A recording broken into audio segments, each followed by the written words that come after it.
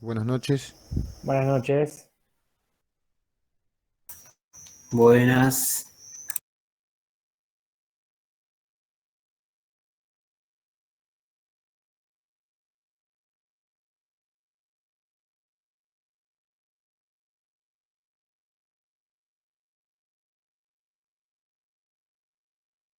Bueno, repasemos las fechas, así ya aclaramos por si alguna no estuvo la clase pasada y ya arrancamos. La semana que viene hacemos un repaso, igual que para el anterior parcial, abrimos el Meet, el que se quiera conectar con dudas, preguntas, lo vemos, no va a haber clases, si la tienen clara y no se quieren sumar, no pasa nada. Abro el Meet y se va sumando la gente que tenga dudas y vamos charlando lo que quieran y les quede para el parcial. El sábado siguiente, o sea, el pasado mañana no hay clases, o sea, lo tenemos hoy. El sábado siguiente, que es 14, es la fecha de repaso. El sábado 21 no hay clases, feriado. Y el sábado 28, el parcial. ¿Está bien? Repasamos las fechas y también nos quedamos todos claros de cuándo es el parcial.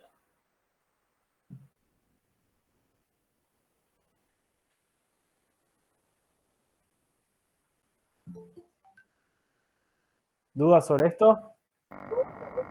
Sábado 27, ¿no? Sería sábado 28, me parece. A ver. Sábado 27. 27. Sábado 27, sábado 27. Sábado 27. ¿Está bien? Bueno, vamos a arrancar, así ya no tardamos tanto. Sí. Ahí tenemos un par calmito.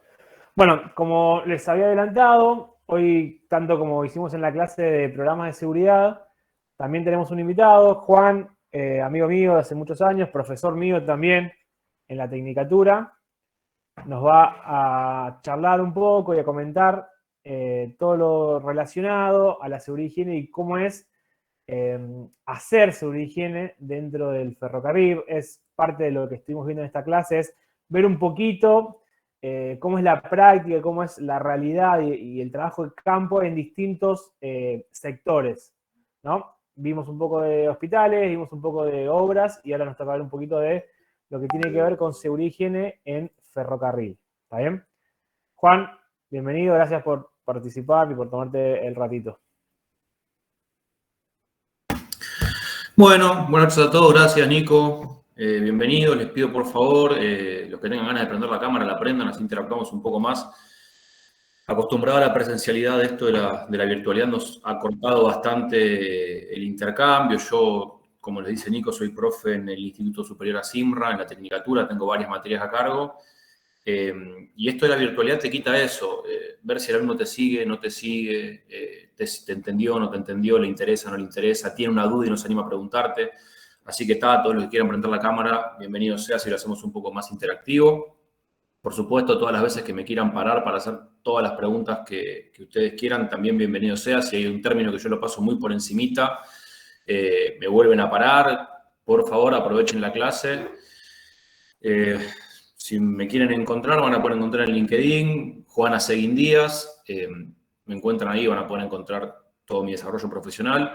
Pero a grandes rasgos, empecé a estudiar la Tecnicatura en Higiene y Seguridad en 2006,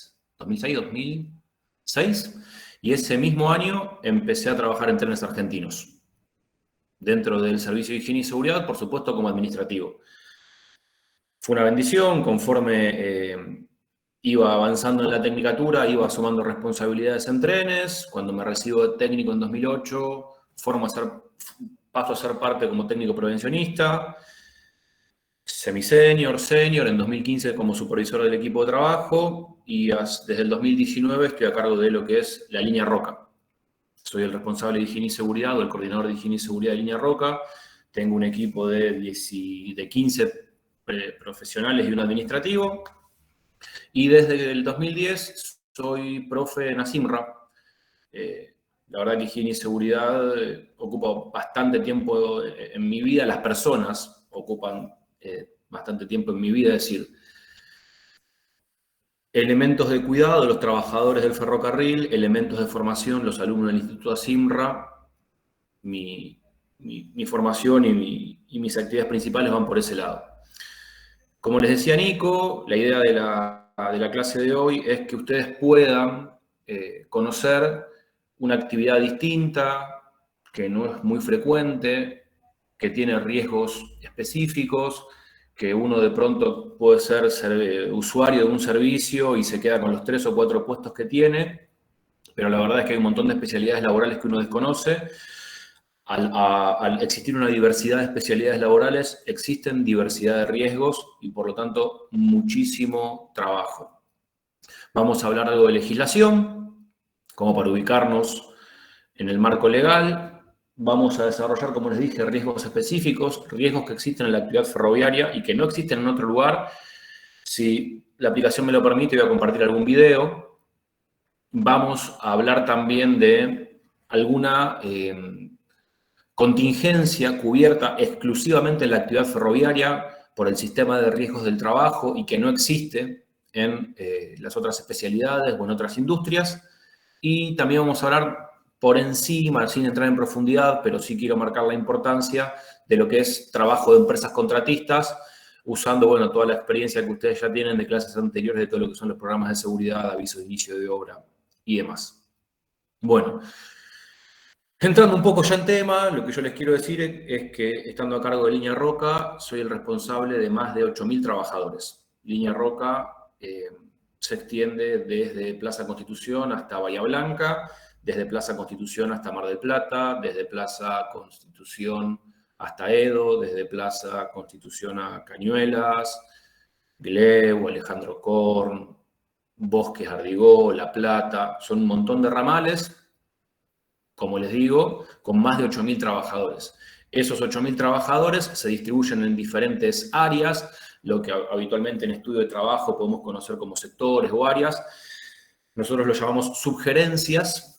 La subgerencia que mayor personal incluye es la subgerencia de transporte, que tiene más de 2.000 trabajadores. Ustedes seguro conocen alguno de las especialidades laborales de la subgerencia de transporte. Todos conducen el conductor o el motorman. ¿Lo conocen? Conductor, motorman. Todos conocen al guardatren o al chancho. Todos conocen al guardabarrera y al señalero, que son dos especialidades laborales distintas y que muchas veces se presta confusión.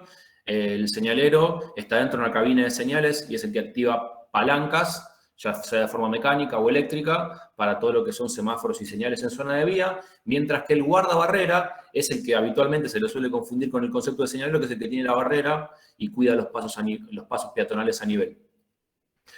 Esa es la subgerencia de transporte. Hay otras subgerencias que seguramente también conocen, que es, por ejemplo, la subgerencia de áreas complementarias. Dentro de áreas complementarias ustedes van a encontrar especialidades laborales como el boletero, que seguro lo conocen, el personal de fiscalización de pasajes o evasión, que es el que les controla el boleto al momento de ingresar a la estación, que también lo conocen seguro, y lo que es personal de limpieza. También conocen personal de limpieza propia de la actividad ferroviaria. Tanto lo que es transporte como lo que es áreas complementarias son las subgerencias más comunes en las que el público usuario tiene más conocimiento, más contacto, pero hay otras subgerencias que son menos visibles y es donde a su vez también se suelen nuclear los riesgos más importantes.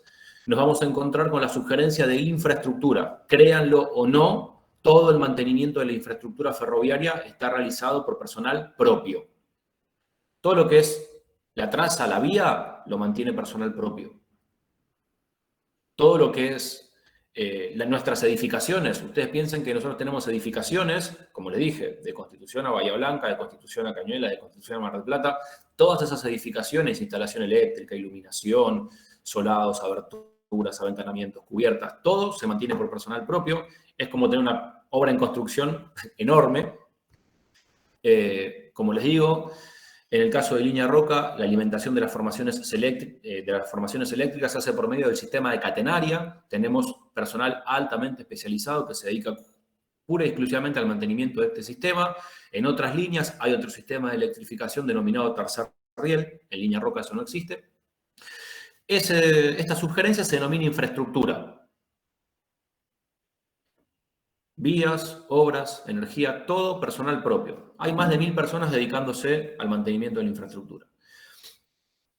Otra subgerencia denominada material rodante.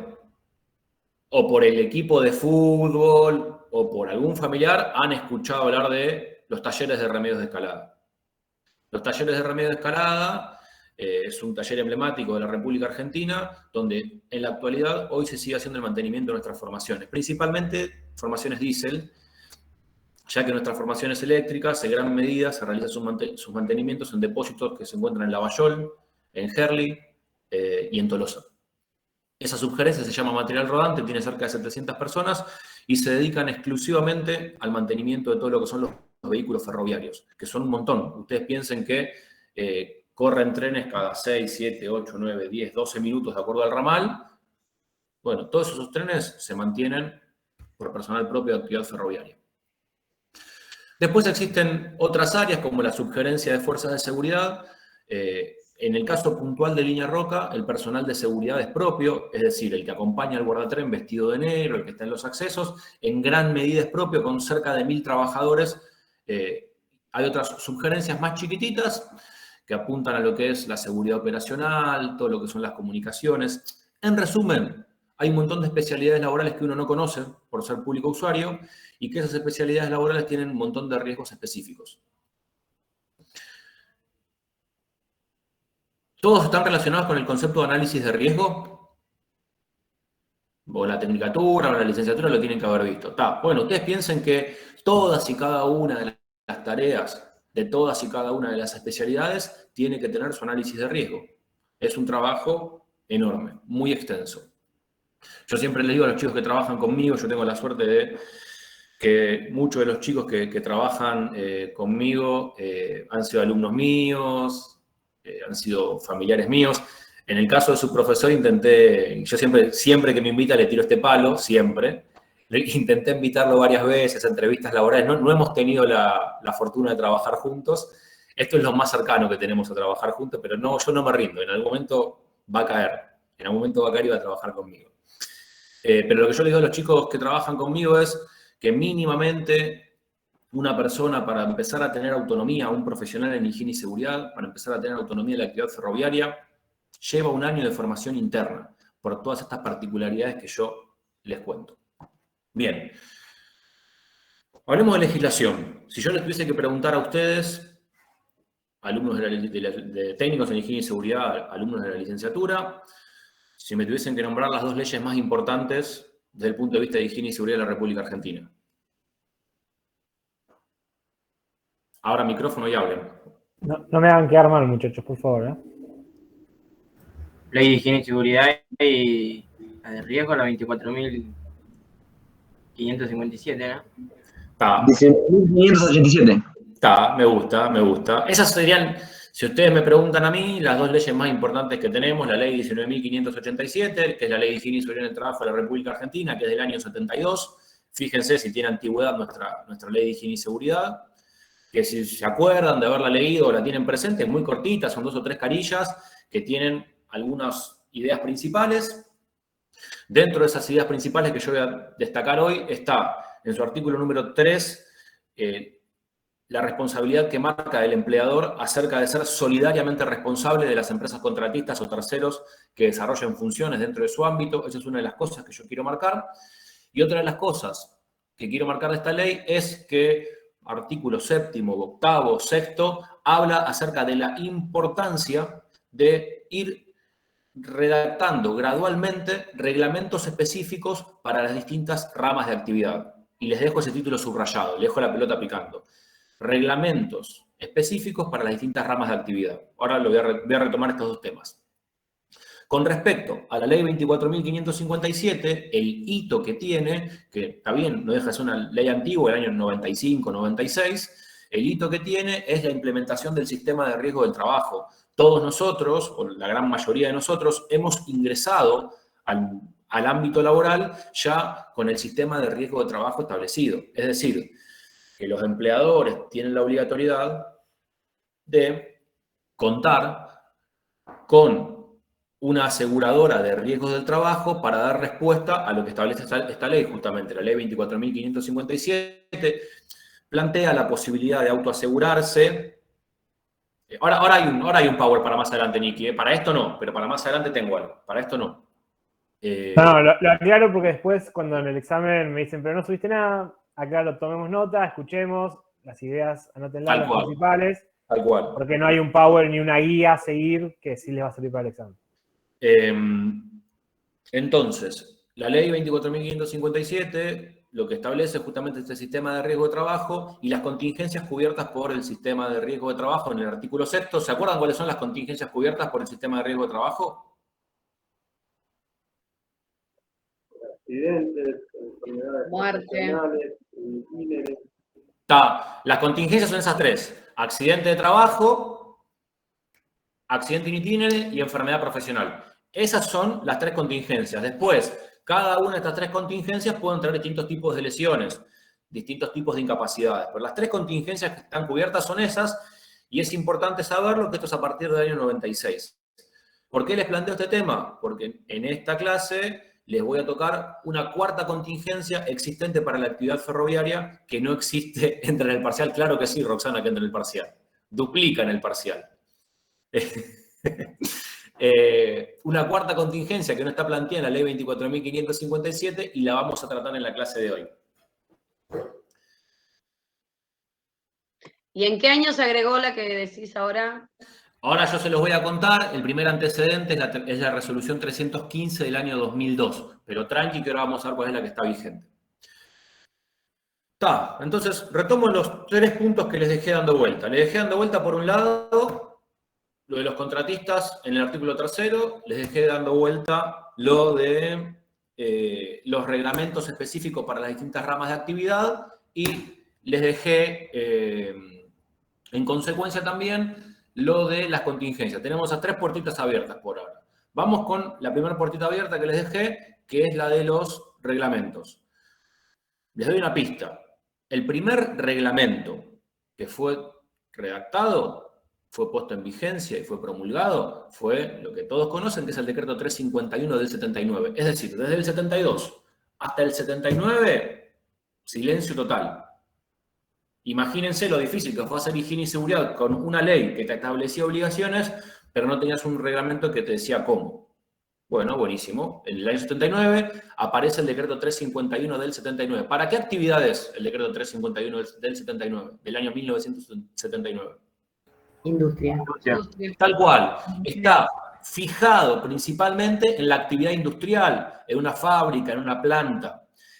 Y si ahora se ponen a prestar atención, todas las materias que ustedes tuvieron en la tecnicatura son producto de ese decreto. Vayan a mirar los capítulos del 351 y fíjense que son las materias que ustedes tuvieron en la tecnicatura. Fíjense la importancia que tiene ese decreto todavía, que muchos de los planes de estudio o gran parte de los planes de estudio actuales se siguen ajustando a ese decreto. Es un hito. Ahora, ¿qué pasa con las otras ramas de actividad? Y después está la construcción con el 911. ¿En qué año? 79. 96. Tal cual. Yo les dije, gran vacío entre el 72 y el 79 y un nuevo gran vacío entre el 79 y el 96. ¿Cómo se hacía higiene y seguridad en la construcción hasta el 96? Muy precario. ¿Qué otro decreto se les ocurre? El del agro, el 617. 617 para la actividad agropecuaria. Ahora, yo les hago una pregunta. ¿Por qué piensan ustedes que hubo tanto vacío hasta el 96 y de pronto metimos dos al hilo?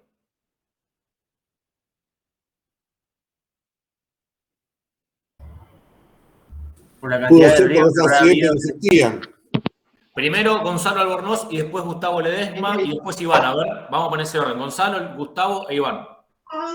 Yo opino por la cantidad de accidentes que habrá habido en el rubro y la importancia de sacar un nuevo decreto que rija a ese rubro, digamos.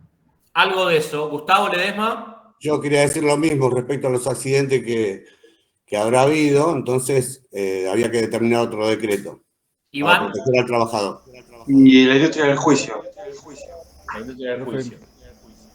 Lo que pasa es que yo quiero ir con pocas puertas y ustedes me abren un montón de puertas. Vamos a llegar, David. Cristian. ¿Puede ser que a raíz de lo de Cromañón? No, Cromañón fue mucho después. Fue mucho después Cromañón. Bueno, listo. Si no me equivoco, 2004. 2004, fue mucho después. Yo iba a decir 2003. Vamos a redondear un poco la idea. La pregunta del por qué es sencillo. La implementación del sistema de riesgo de trabajo. Ustedes piensen que a partir del año 96 las ART debían dar respuesta de todas las prestaciones antes del accidente, durante el accidente y después del accidente. ¿Cómo se pueden prestar prestaciones? O sea, ¿quién quisiese prestar prestaciones si no podemos prevenir la ocurrencia del hecho? No tenemos decretos reglamentarios que nos permitan prevenir el hecho y yo ya me estoy largando a poner plata para curarlos. Es una incongruencia. ¿Pero qué marcó el inicio de eso? ¿Qué fue lo que detonó para que se ejecute habiendo tantos años de retrasos? Hay dos cosas ahí.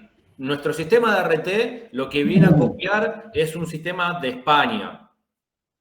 El sistema de riesgo tal como el nuestro es copiado del de España. Ahora, una vez que se implementa el sistema de riesgo de trabajo, y vuelvo a la ley, en el 72 vos dijiste que tenías que hacer decretos reglamentarios y no hiciste ninguno, hiciste uno. Entonces, esa es una de las explicaciones. Y la otra explicación sí es cierto, que lamentablemente se mantiene hasta el día de la fecha, que la actividad de la construcción, la actividad agropecuaria, son las actividades con mayor siniestralidad en Argentina. Cantidad de accidentes versus trabajadores, el índice de incidencia y accidentes mortales. Lo van a poder ver en los índices estadísticos que año a año publica la Superintendencia de Riesgo de Trabajo. Entonces se mete todo en esa bolsa y dice, mirá, así no podemos seguir, tenemos que reglamentar. Entonces, después de mucho tiempo, industria, construcción, agro, y después se le suma minería, creo que sí en el 2004, si no me equivoco. 2021, ¿qué pasó con el resto de las ramas de actividad? Siguen esperando. Ahora, yo les pregunto, se los pregunté recién, ¿cómo se hacía higiene y seguridad en la construcción hasta el 96? Muy precario, dijo uno. ¿Cómo se hacía higiene y seguridad en el agro hasta el 97? No, y no se hacía. ¿Cómo se hacía higiene y seguridad en la minería hasta el 2004? Sin ningún tipo de control, nada. Bueno, entonces, ustedes que son sangre joven, que llegan con bastante más fuerza que nosotros, que ya nos vamos quedando sin fuerzas, tienen ese marco y tienen ese desafío, y yo tengo ese desafío también. ¿Qué va a pasar nosotros profesionales de la higiene y seguridad con aquellas ramas de actividad que no tienen decreto reglamentario? Que son un montón. Algunas más sensibles y otras menos sensibles. ¿Cómo hace el profesional de higiene y seguridad en esas ramas de actividad que no tienen decreto reglamentario? ¿Cómo hacen las ART para establecer los programas de reducción de siniestralidad? ¿Están familiarizados con el concepto de RGRL, por ejemplo?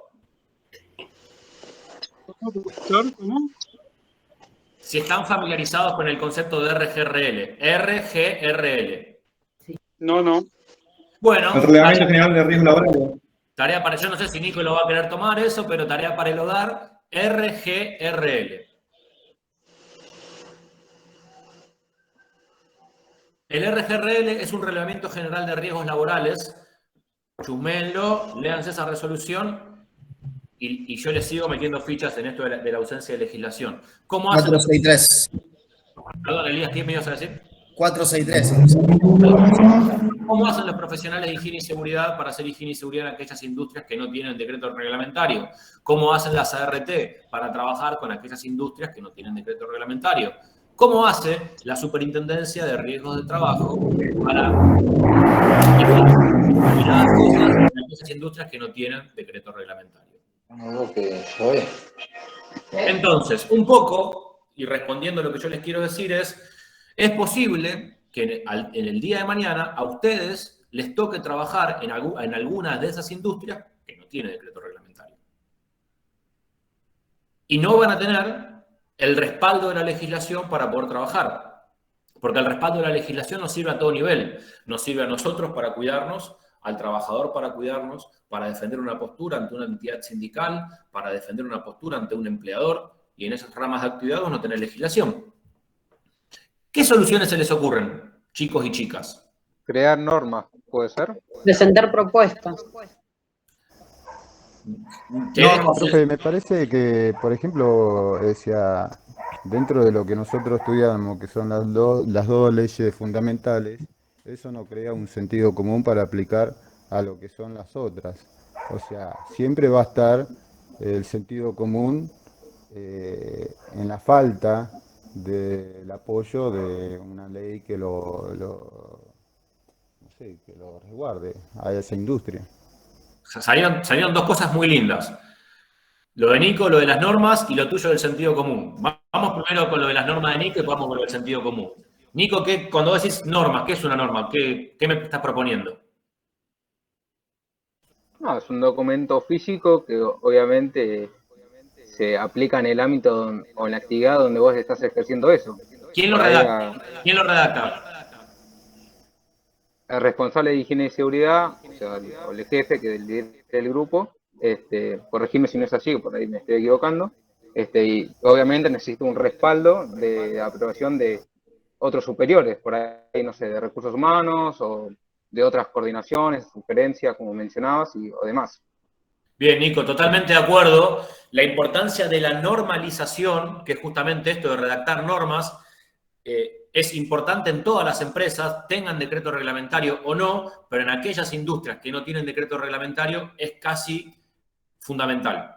¿Qué es una norma de seguridad? Justamente, como les decía Nico, es un documento redactado por distintas partes de una empresa donde se establece la manera normal de hacer las cosas. Y linkeándolo un poco con lo que decía Cristian, ¿cuál es el inconveniente del sentido común? El inconveniente del sentido común es que yo tengo un sentido común y cada uno de ustedes tiene un sentido común distinto. Y el prevencionista que venga del RT va a tener otro sentido común y el de la superintendencia va a tener otro sentido común. Justamente por las subjetividades que tenemos. Entonces, sí, lo que está bueno, y ahí uno de los dos conceptos es, cuando hagamos una norma de seguridad para la problemática que sea, podemos hacer una norma de seguridad para algo muy pavo, como puede ser cómo disponemos los residuos en una oficina, o algo muy complejo, que puede ser una norma de seguridad para trabajar en un espacio confinado. Ahora, como yo voy a tener mi sentido común, el supervisor del sector va a tener su sentido común, el jefe del sector va a tener su sentido común, el trabajador va a tener su sentido común, los representantes de los trabajadores van a tener su sentido común. Lo que tenemos que hacer es sentarnos a conversar y establecer la forma normal, para que no dependa de quién esté haciendo la tarea. Entonces, coincido con lo que dicen ustedes es fundamental, les reitero, haya decreto o no haya decreto, fundamental la normalización, la redacción de normas de seguridad. Agro, industria, construcción, también tiene que haber normas de seguridad. La norma de seguridad lo que toma es muchas veces lo que está escrito y lo acomodamos a las particularidades de nuestra empresa. Ahora, fundamental lo que les decía Nico es, el de higiene y seguridad no puede ir solo. Esta es la norma y a partir de ahora se va a hacer así. Bajo ningún punto de vista necesita el respaldo de las altas esferas de la compañía. Si en algún momento puedo retomar el tema, lo voy a retomar. Entonces estoy de acuerdo. Entonces una de las cosas que ustedes me proponen para que estas industrias es, normalicemos, fundamental, normas de seguridad. ¿Qué otra cosa se les ocurre? Eso nos refiere un poco a copiar modelos de afuera también, o sea, copiar, por lo general se copia todo, ¿no? Digamos. Sí, lo que podemos hacer también, en una idea un poquito más general es, si hay un Juan Aseguín en el Roca, y hay un Juan Aseguín en las distintas líneas, ¿por qué no nos juntamos los Juanes Aseguín, hacemos comisiones y elaboramos documentos? Pero no solo, invitemos a las empresas, invitemos a los representantes de los trabajadores, invitemos a los organismos de control. El Estado Nacional no redacta los documentos, no redacta las normas. Bueno, sentémonos nosotros a establecer manuales, buenas prácticas, normativa específica. No hay otra forma, chicos. No hay otra forma. Si todas las partes nos ponemos de acuerdo, no hay un decreto reglamentario, pero tenemos un documento que nos representa a todos. Entonces, una de las cosas que yo les planteo acá es, muchos de ustedes ya deben estar trabajando. Y los que no están trabajando en higiene y seguridad van a llegar a un lugar donde, si bien tenemos un montón de legislación muy interesante, todavía tenemos huecos muy, muy grandes. Hasta acá, ¿alguna pregunta? No, ninguna. Una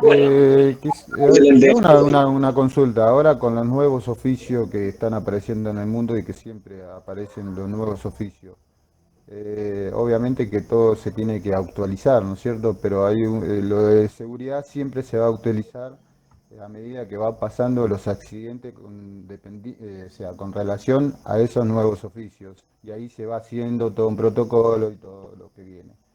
Se va generando mucho oficio home office, como quieran llamarle. ¿Qué pasa ahí? ¿Quién los cubre? ¿Quién los respalda? ¿Qué ley? ¿Cómo saber? Por ejemplo, si vamos a una empresa, bueno, nosotros tenemos 1000 personas en el ámbito, cada uno está en su casa. ¿Y qué tarea trabajan? Pero necesitamos cubrirlo. Viene un RT y nos dice, necesitamos cubrirlo. Y bueno, pero ¿cuál es el riesgo? ¿Cómo hacer para enfrentar a esas cosas? Bien, te la respondo en dos partes. La primera parte que te respondo es, en nuestro país ni siquiera tenemos decretos reglamentarios en las actividades principales donde se nos mata gente. No tenemos decretos reglamentarios en las actividades donde se nos mata gente. Entonces, lo primero que tenemos que hacer es establecer un orden de prioridades, decir, mira, estas industrias requieren urgentemente la redacción de un decreto reglamentario, como pasó en el 96. Bueno, ¿cuáles son las próximas 5 que tenemos que sacar? Eso es lo primero que te digo. Lo segundo que te digo es, sí, hay algunas cosas que empiezan a quedar en la cola. Vos tocabas el tema de teletrabajo, home office o qué sé yo. Hay normativa a nivel nacional. Ya, inaplicable. En nuestro país, inaplicable. Hay una ley, pero no sé si está reglamentada todavía. Bueno, tal cual, pero imagínate que si vos querés reglamentar algo que es inaplicable, no lo vas a poder reglamentar nunca. ¿Cuál es la particularidad que tiene nuestro país, chicos y chicas? La particularidad que tiene nuestro país es que vos tenés crisis económicas, repunte, crisis económicas, repunte, crisis económicas un poquito más profundas y repunte. En esas crisis económicas, donde la desocupación llega a los 2 dígitos, los empleadores están pensando cómo pagar el sueldo, cómo pagar la luz, cómo pagar los insumos, y lo que empiezan a recortar justamente es en higiene y seguridad. Entonces, imagínense que también a su vez tenemos un desafío de, ¿cómo hacemos higiene y seguridad en este contexto? Y justamente, como les digo, imagínense que muchísimas de las, pensemos ahora en pandemia, ¿no? Muchísimas de las empresas que con lo justo, con la asistencia del Estado Nacional, llegaban a pagar los salarios, que encima le tuviesen que dar respuesta con todas las exigencias que establecía esta legislación de home office. Era inaplicable. Y acá vuelvo a lo mismo, yo intento, si bien, como les dije, siempre mi objeto de cuidado es la persona, ya sea en el trabajo, que es el trabajador, o en las clases, que es el alumno, uno no tiene que quedarse en la necedad de decir, sí, no, dale para adelante. No. Tener una norma, por más linda que sea inaplicable, es lo mismo que no tener nada. Es lo mismo que no tener nada. Entonces, tenemos que armar normas que sean aplicables y cumplibles en nuestro país. Y un ejemplo de esto, que es una norma que a mí me gusta mucho, es la resolución 905 del 2015, la que establece las obligatoriedades de los servicios de higiene y servicios de medicina. Bueno, si no la conocen, léanla. Y fíjense si una pyme podría dar respuesta de todo eso. Si no la conocen, léanla. Entonces, volvemos a lo mismo. Tener normativa que es inaplicable es peor que no tener nada. Perdón, ¿dice 905 del 2015? Sí. No me equivoqué, ¿no? Resolución 905, la de los servicios. Sí, está bien. Sí, de 2015. Tal cual, tiene los 3 anexos. Un anexo donde se habla de la responsabilidad de los servicios de higiene y seguridad, del servicio de medicina y de forma conjunta. Bueno, lean esa legislación y pregúntenle a una pyme que tiene 10, 15, 20 trabajadores si puede cumplir con todo eso. Entonces, toda esta introducción, ¿por qué se No las lo puede hice? cumplir nunca eso, porque directamente no le dan, primero que no le dan los costos a veces. Bueno. Una es esa la traba. Y a veces se ve envuelto en un montón de cuestiones, tanto económicas como personales, del país, como bien lo dijiste, que no lo deja crecer un poco más para poder cubrir con esa necesidad básica que la 905 le pide. Tal cual, pero fíjate cómo son las cosas que si ustedes buscan historia de esa resolución la quisieron boicotear de distintos lugares. Algunos lugares por intereses económicos muy preocupantes y en otros casos con argumentos sólidos como este. Che, pará, la mitad de las pymes de la Argentina no lo pueden hacer. Entonces, ¿por qué no te creas una resolución 905 para las pymes? Y decís, bueno, estas se las hacemos para las medianas, para las grandes empresas y esta para las pymes, justamente, para las chicas y las medianas. Entonces, la resolución 905 se terminó no aplicando en ningún lado por ese problema con las empresas de menor dotación. Pero, ¿por qué les hice toda esta introducción? Porque justamente una de las actividades que no tienen legislación específica es la actividad ferroviaria. Y una de las maneras de ver las cosas es, no, la verdad que no hay manera, no se hace higiene y seguridad en la actividad ferroviaria, que es una manera de ver las cosas. Y la otra manera es no. Profesor, ¿puede ser porque haya sido una empresa del Estado por muchos años? No. Hoy hay empresas privadas en ferroviarias hace más de 2 décadas. No viene por ese lado. Viene justamente, entra en el paquete de la ausencia de reglamentos específicos. Piensen que solamente hay para la industria, la construcción, el agro y la minería. No hay más nada. TV por cable. Es una resolución que es muy cortita. Entonces, chicos, ¿qué pasa con aquellas actividades? Hay que hacer higiene y seguridad. Una de las cosas que ustedes dijeron fue el sentido común de la ley tira grandes ideas. Sí, está bien. La ley te tira grandes ideas, que es donde te agarran a nosotros los profesionales de higiene y seguridad las responsabilidades y a los empleadores. La ley te tira un título, vos tenés que cumplirlo como sea, pero no tenés un decreto reglamentario que te indique cómo. Entonces, vos para cumplir el título que te tira la ley, tenés que empezar a armar normativa específica. Y lamentablemente, chicos, chicas, hay riesgos muy importantes, riesgos muy grandes, que le cuestan la vida a trabajadores. En todas y cada una de las industrias que no tienen decreto reglamentario. No les quiero mentir, pero creo que en Argentina, después chequeé en la SRT, mueren 500 en blanco, 500 trabajadores al año. En promedio, 490, 520, en promedio. Trabajadores declarados, bajo el sistema de riesgo de trabajo. 500, todos los años. Imagínense aquellos trabajadores que no están cubiertos por el sistema donde no hay registros. Entonces, como les digo, hay riesgos muy grandes. Como les dije, en la actividad ferroviaria puntualmente, además de un montón de especialidades laborales distintas, que algunas las podés asemejar al 911, que otras las podés asemejar al 351, hay otras que no las podés asemejar a nada.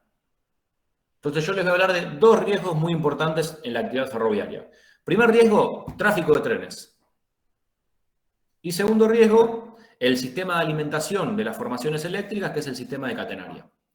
Traje algún video para que ustedes lo puedan ver. No sé si lo vas a poder reproducir. Si no, pásamelo por mail y te lo paso. No se olvide, buenas noches, no se olvide del tercer riel, que es más peligroso todavía que la catenaria. Eso es un debate constante, chicos. No sé cuál es más peligroso, la verdad. Tienen más acceso fácil. Tal cual. Es más fácil acceso al tercer riel que la Tal catenaria. cual. Tal cual. Ahí sí te doy la razón. El tercer riel lo que tiene justamente es eso, que tenés kilómetros y kilómetros y kilómetros de riesgo cercano. Eso sí es cierto. Ahora, Profe, una consulta. sí. ¿Con qué tensiones se maneja la catenaria? ¿Continua o alterna? No, catenaria es alterna, tercer riel es continua, chicos. Catenaria es alterna. Muy bien. ¿Y qué tensiones maneja? Bueno, el sistema de catenaria, a ver si puedo compartir pantalla, yo empiezo con la teoría entonces. Voy a empezar con tráfico de trenes, pero Iván quiere empezar por catenaria, así que yo empiezo por catenaria.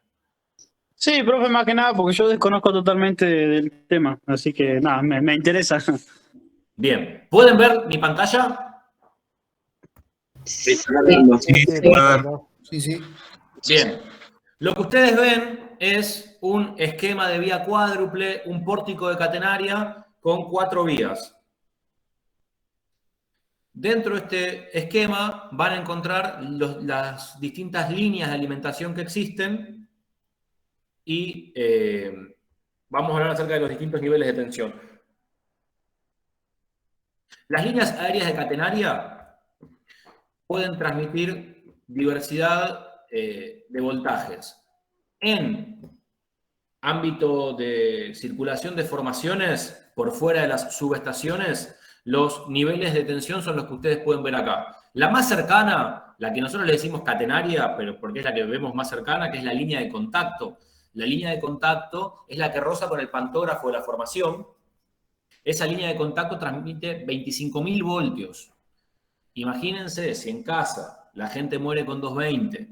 Imagínense si en casa o en Estados Unidos o en otros países la gente muere con 110. Imagínense si la tensión de seguridad es 24 voltios. Imagínense con 25.000 voltios. Ahora yo les voy a mostrar un video. La línea de sostén, que no está energizada, pero por la cercanía a la línea de contacto, también se supone que tiene 25.000 voltios, pero no está energizada, solamente es por cercanía. Línea de fuerza y línea de señales tiene 13.200 voltios aproximadamente. Línea de fuerza y línea de señales baja y por medio de transformadores alimentan las dependencias del ferrocarril, las estaciones, los semáforos, las señales. Pero esta línea que uno ve al costado, que también tiene tramos subterráneos, transmite 13.200 voltios. Y la línea de alimentación, que es la que uno ve, por ejemplo, cuando anda por un puente peatonal y mira para abajo, la primera que ve con un machazo aislador, es esta y transmite 50.000 voltios.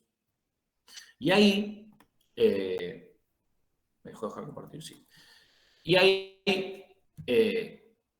volvemos al anexo sexto del 351 y las distancias de seguridad. ¿Se acuerdan de las distancias de seguridad con los niveles de tensión? ¿Lo tienen presente? Sí, profe, 0,80, 13,200, ¿no?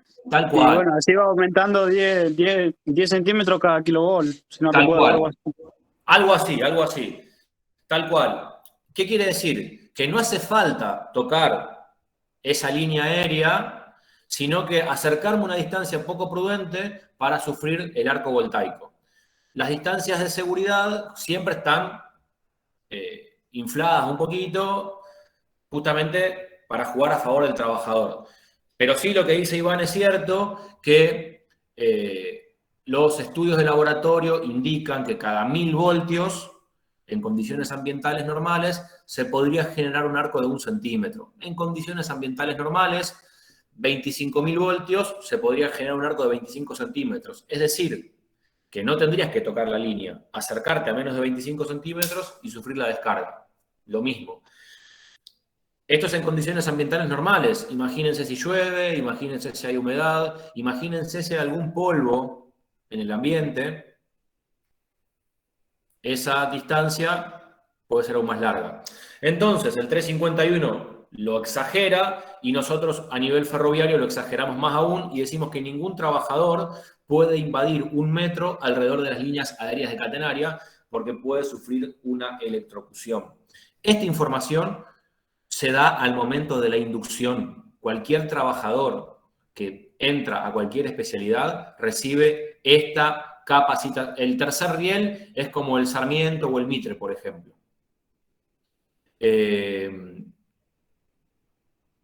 Todo trabajador que ingresa al ámbito ferroviario recibe esta información, no importa la especialidad. Si es contratista, también la recibe. Vamos a hablar de contratistas también. ¿Por qué? Porque es un riesgo muy importante que la gente desconoce. Ustedes piensen que sí. ¿Por qué? ¿Qué es lo que ocurre? ¿Por qué la corriente eléctrica circula a través del aire? Piensen que es un juego de resistencias. Para 220 voltios, la resistencia que ofrece el aire al pasaje de la corriente es suficiente. Cuando empezás a aumentar el voltaje, la resistencia que ofrece el aire al paso de la corriente se empieza a ver superada. Entonces, mientras mayor tensión, mayor distancia de arco voltaico. Entonces, déjenme ver si les puedo compartir un video. Te hago una consulta. Sí. ¿Esta es una norma que tuvieron que implementar ustedes justamente por no tener, lo que estábamos hablando recién, una reglamentación? Sí, y dentro del paquete de las cosas que yo les voy a compartir, les voy a mandar esa norma para que todos y cada uno de ustedes las tengan. Hay algo que a mí no me gusta, que ustedes como alumnos van a estar de mi lado, pero seguramente cuando pasen a ser del otro lado va a haber algunos que panquequeen, que es el guardar la información y no compartirla. Entonces, las normas mías, que son de trenes, se las voy a dar a Nico para que se las comparta. ¿Por qué? Yo no me entra en la cabeza que un documento que permite cuidar la salud de un trabajador se esconda. Ah, no, porque es mío y es mi conocimiento. Bueno, seguramente como alumnos ustedes van a estar a favor mío, porque van a querer tener la norma. ¿Dónde trabajas, Roxana? Ahora, cuando empiecen a hacer sus normas y les dé trabajo y tengan que invertir tiempo y tengan que hacer cosas, bueno, ahora vamos a hablar de las contratistas. Me vas a contar un poquito. Se la van a querer guardar. Bueno, yo estoy totalmente en contra de eso. Las normas que marcan la diferencia entre la salud o la muerte de un trabajador no pueden esconderse. Tienen que ser compartidas. Bien. Me los voy a compartir acá. Bien. Vamos a hablar también de esa obra. Que es de la DIF, ¿no?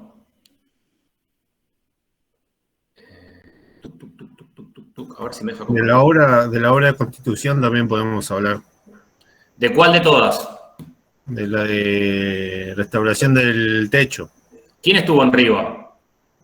Ah, no, de hecho, a DIF también. ¿Quieren hablar de esa obra? Vamos a hablar. Tengo el video también. Hace poquito pasó algo, ¿no? Ajá. ¿Por qué te pensás que quiero cerrar con contratistas? Está bien, lo dejamos para después. ¿Por qué te pensás que quiero hablar de contratistas? A ver si me deja compartir este video que tengo para ustedes. Sistema de catenaria, chicos.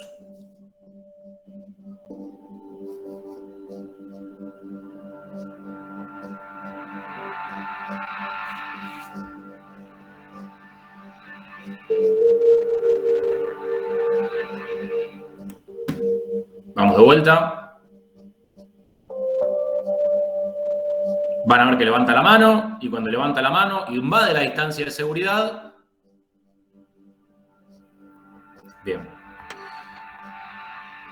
Desconozco el nivel de tensión de la India, pero suelen funcionar con niveles de tensión similares, y lo que hace la corriente circula a través de sí. Entonces, como yo les digo, esta información se le da a todos los trabajadores. Propios, contratistas, contratistas de contratistas, subcontratistas de contratista de contratista, y así todos los accidentes pasan. En enero falleció un trabajador de Línea Roca, en 2014 falleció un trabajador de Línea Roca, en el medio hubo varios accidentes con contratistas, un contratista perdió un brazo. Entonces son riesgos muy grandes que nosotros capacitamos, tenemos nuestra norma. Las RT, ¿qué es lo que me van a venir a pedir? ¿Que cumpla con qué? Programa de reducción de la siniestralidad. Bueno, fíjate, hablando del mortal, sí, hablamos del PRAM. Si quieren también hablamos un rato del PRAM después cuando hablemos. ¿Qué es lo que yo les quiero decir? ¿cómo me va a venir a dar exigencias de un sistema de catenaria que la legislación no contempla? Bien, entonces vamos a hablar de algunas medidas de prevención justamente para el sistema de catenaria. Profe, tengo un video muy cortito de unos segundos de catenaria, si quizás le sirve para explicar mejor lo que los chicos que no están no puedan entender. A ver si es el que yo tengo. A ver. Quizás sí es el que tiene usted. No sé si te va a hacer. ¿Se ve en pantalla ahí? Ahí va.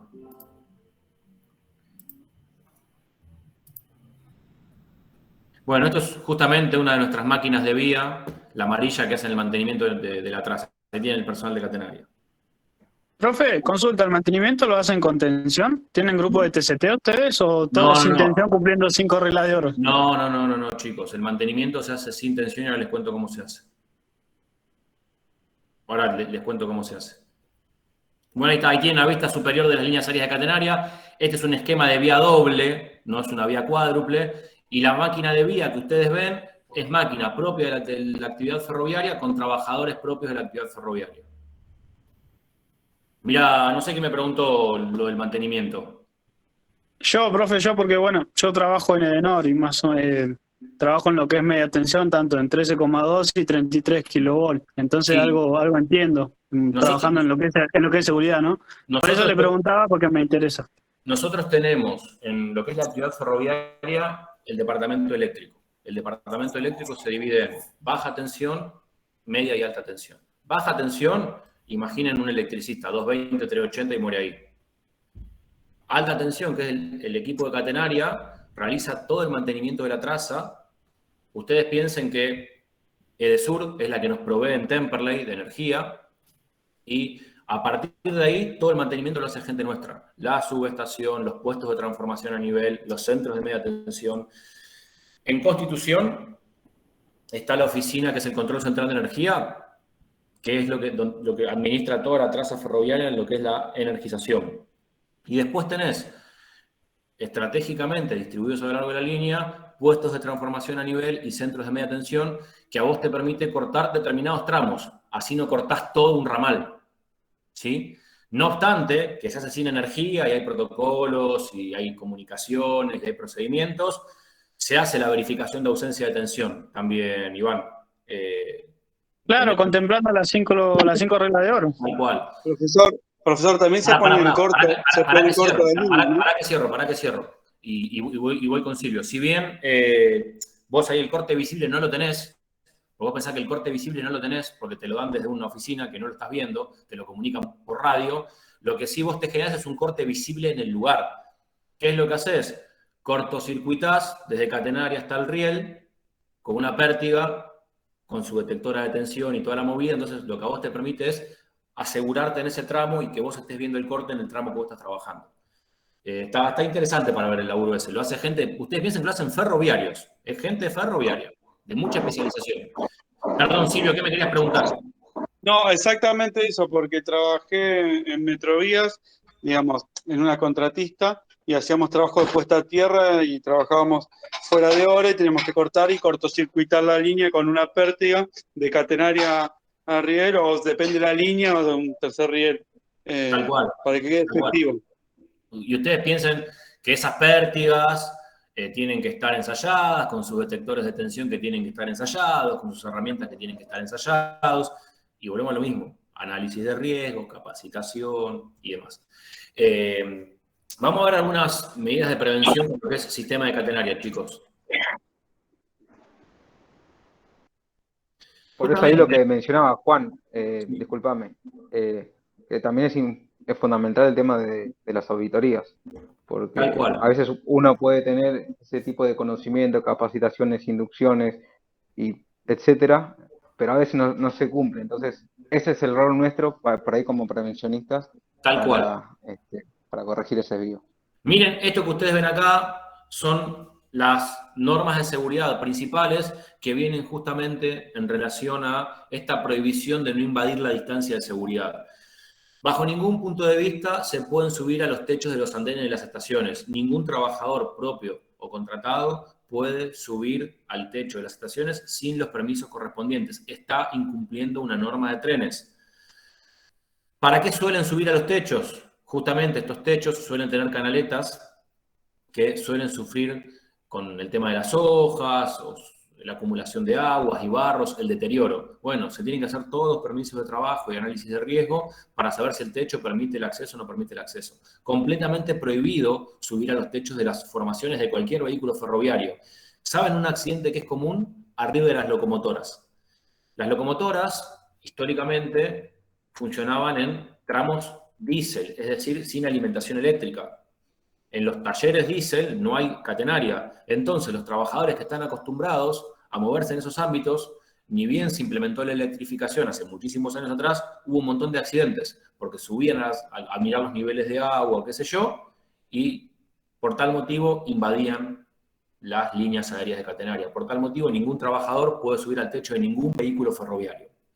Y en eso, capaz que se van a acordar de esto. Capaz que lo tienen presente. Déjenme buscar el video. Que salió en todos lados. Denme un segundo.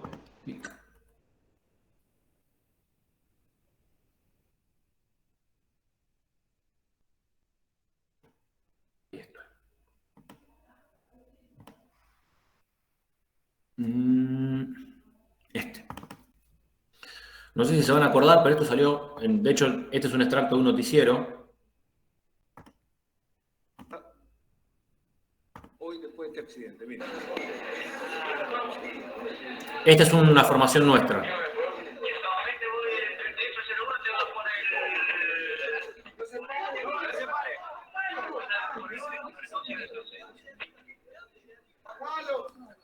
Pisá, no pasa nada, pisá, no tiene corriente, ya pagué todo, pisá todo lo que sea, pisá. Ya está.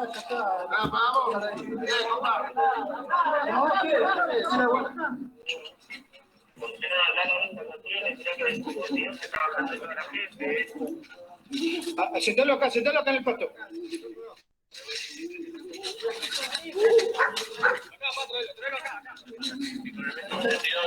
¿Vos cuánto tenés? 18. Tranquilo, está bien, tu amigo, está bien, eso es importante. Bien, hasta ahí nomás, chicos.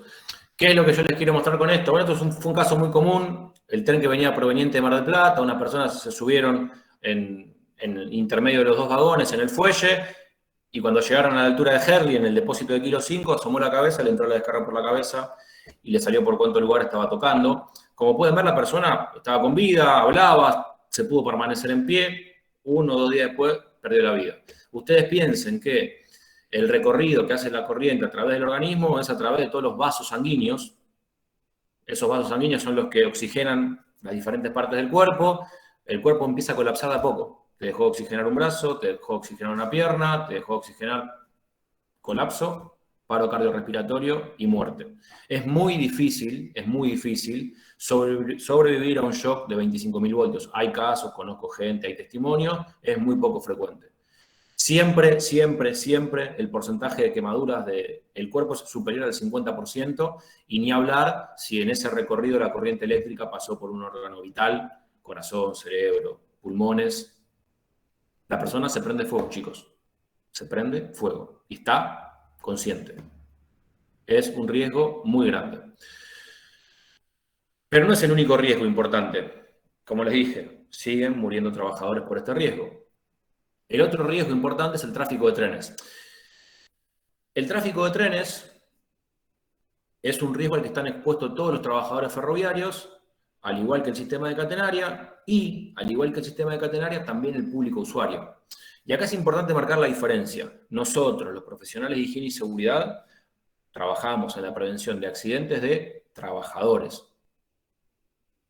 ¿Sí? Hay otras áreas dentro de trenes que previenen los mismos siniestros de público usuario, la comunidad, los vecinos. Nosotros, de acuerdo a la ley de higiene y seguridad, trabajamos en el ámbito de los trabajadores, para cuidar la salud de los trabajadores.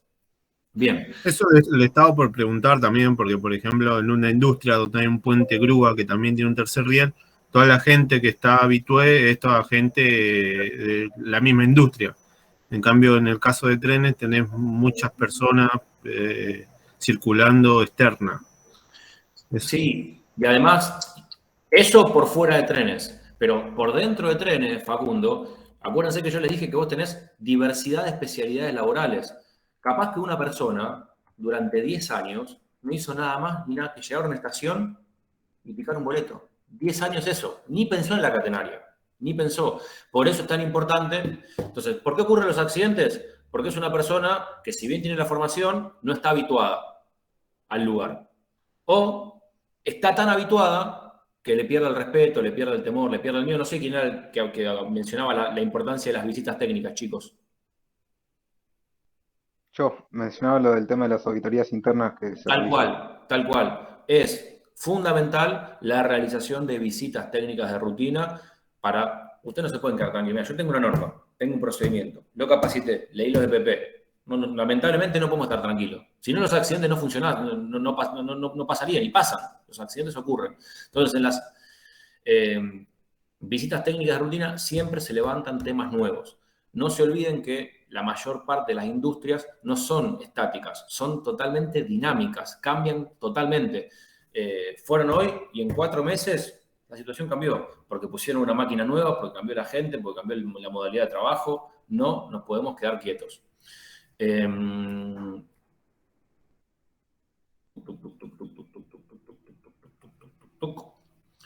Comparto pantalla y empezamos con tráfico de...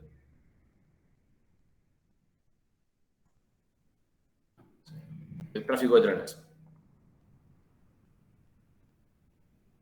Bien. Compartir.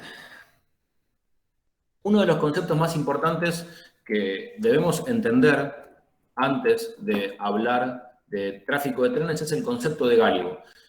El gálibo, hay distintos tipos de gálibos, pero vamos a hacer una definición general, que el gálibo es el perímetro de una formación. Depende del tipo de formación, tendrá distintos tipos de perímetros. Pero lo que todos tenemos que saber es que miren el riel y miren cuánto más amplio es el tren hacia los costados. Fíjense cuánto más amplio, y ahora entienden por qué las plataformas están pintadas en amarillo. Porque el gálibo invade muchas veces plataforma por medio de sus pasamanos, por medio de las barandas. Y con respecto al gálibo también, hay muchas personas, trabajadores propios, trabajadores contratados y público usuario, que piensan que el tren empieza en el riel, y el tren no empieza en el riel. Como pudieron ver en el esquema que yo les mostré, es mucho más amplio hacia los laterales. En las playas de maniobras, los ferroviarios se paran en el riel y extienden un brazo para decir, mirá, che, hasta acá hay tren. Desde el punto de vista de higiene y seguridad, nosotros decimos, mirá, son 2 pasos del riel más próximo. Entonces, ¿dónde empieza el gálibo? 2 pasos para un lado del riel, 2 pasos para el otro lado del otro riel. Si invadís eso, te topás con el paso de una formación. Déjenme mostrarles un video, que este es medio complicado porque lo tengo que abrir con un programa especial, vamos a ver si me deja verlo, que es un caso típico de invadir gálibo. Perdón, profe, no entendí bien lo del gálibo. ¿Qué sería la estructura del tren? Voy de vuelta. Está muy buena la pregunta, no me dejen avanzar.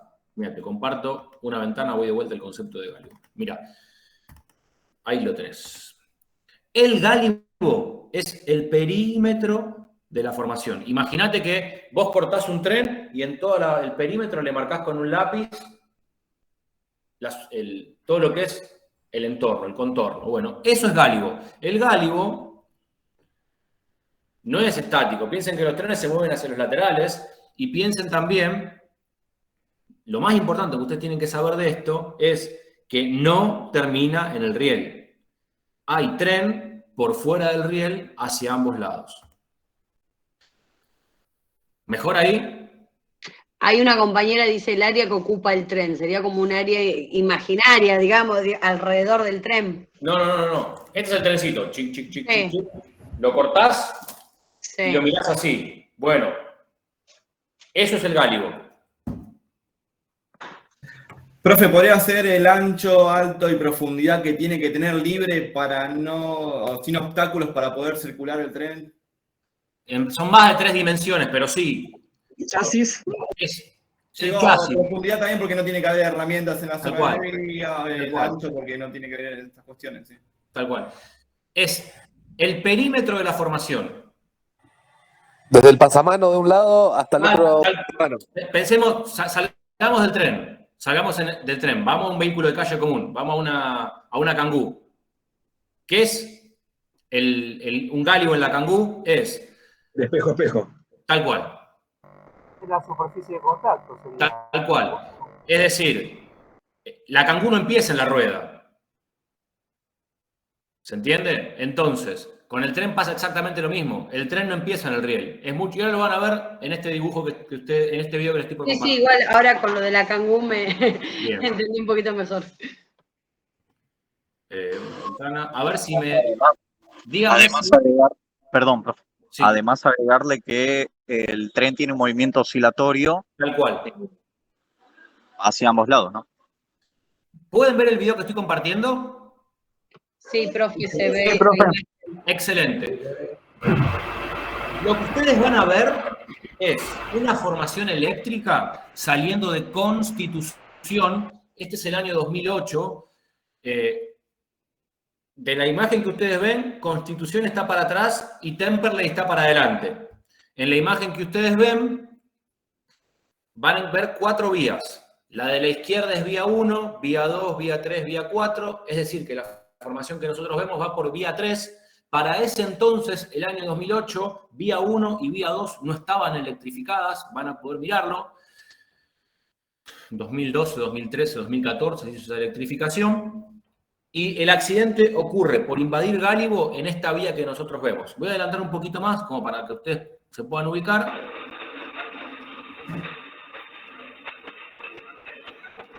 Y paro.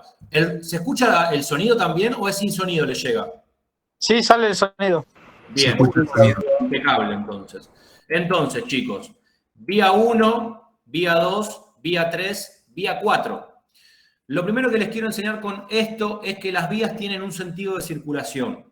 En las vías, es como el sentido de circulación en Inglaterra, se circula por la izquierda. Entonces, habrá vías en las que el tren se aleja de Constitución y habrá vías en que el tren se acerca a Constitución. Constitución es el kilómetro 0. Por lo tanto, aquellas vías que se alejan de Constitución, como van subiendo en el kilometraje, como van ascendiendo en el kilometraje, se denominan vías ascendentes. Por lo tanto, vía 1 y vía 3 será ascendente, vía 2 y vía 4 será descendente. ¿Para qué me sirve poder identificar las vías? Para saber cómo debo caminarlas. Si yo, como trabajador, tengo que ascender en el kilometraje, no voy a ir por una vía ascendente. Porque voy a tener el tren a mis espaldas. Si yo tengo que ascender en el kilometraje, tendré que ir por una vía descendente para tener el tren de frente. No me tengo que quedar tranquilo que no me va a ir nada a mis espaldas. Puede haber alguna maniobra, puede haber algo raro. Tal cual, como dice Roxana. O inclusive te sumo una situación más, Roxana, que por accidentes, una vía que es ascendente puede transformarse en doble sentido. Por una renovación de vía, una vía que es ascendente puede tener doble sentido. Entonces, si bien no nos tenemos que relajar, es una medida de prevención más. Entonces, lo que ustedes están viendo es una formación que va ascendiendo en el kilometraje, ¿no? Voy de vuelta al play.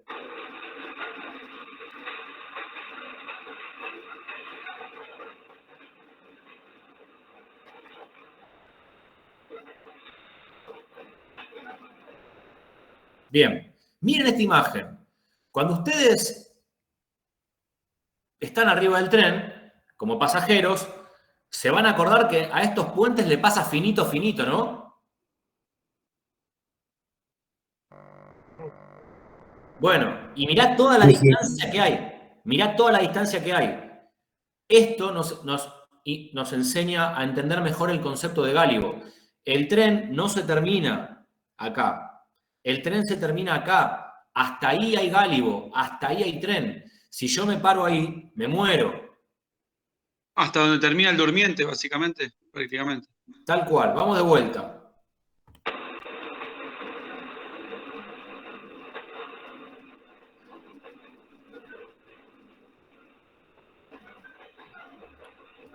sigue ascendiendo en el kilometraje, día, hora. La formación que ustedes ven es una formación Toshiba, las más viejitas. Y todos los vehículos ferroviarios tienen estas cámaras, chicos. Sí, profe, tuve la desgracia de tener que verla. Bien. Pausa. ¿Qué es lo que ustedes ven acá? Una cuadrilla de vía, de infraestructura, trabajando en este lugar. Cuando hicimos la investigación del accidente, que ustedes van a ver ahora, hubo un montón de causas. Pero una de las causas por las que ocurre el accidente es que este trabajador invade Gálibo. Lo que les pido, silencio absoluto en sus hogares y escuchen. Voy de vuelta.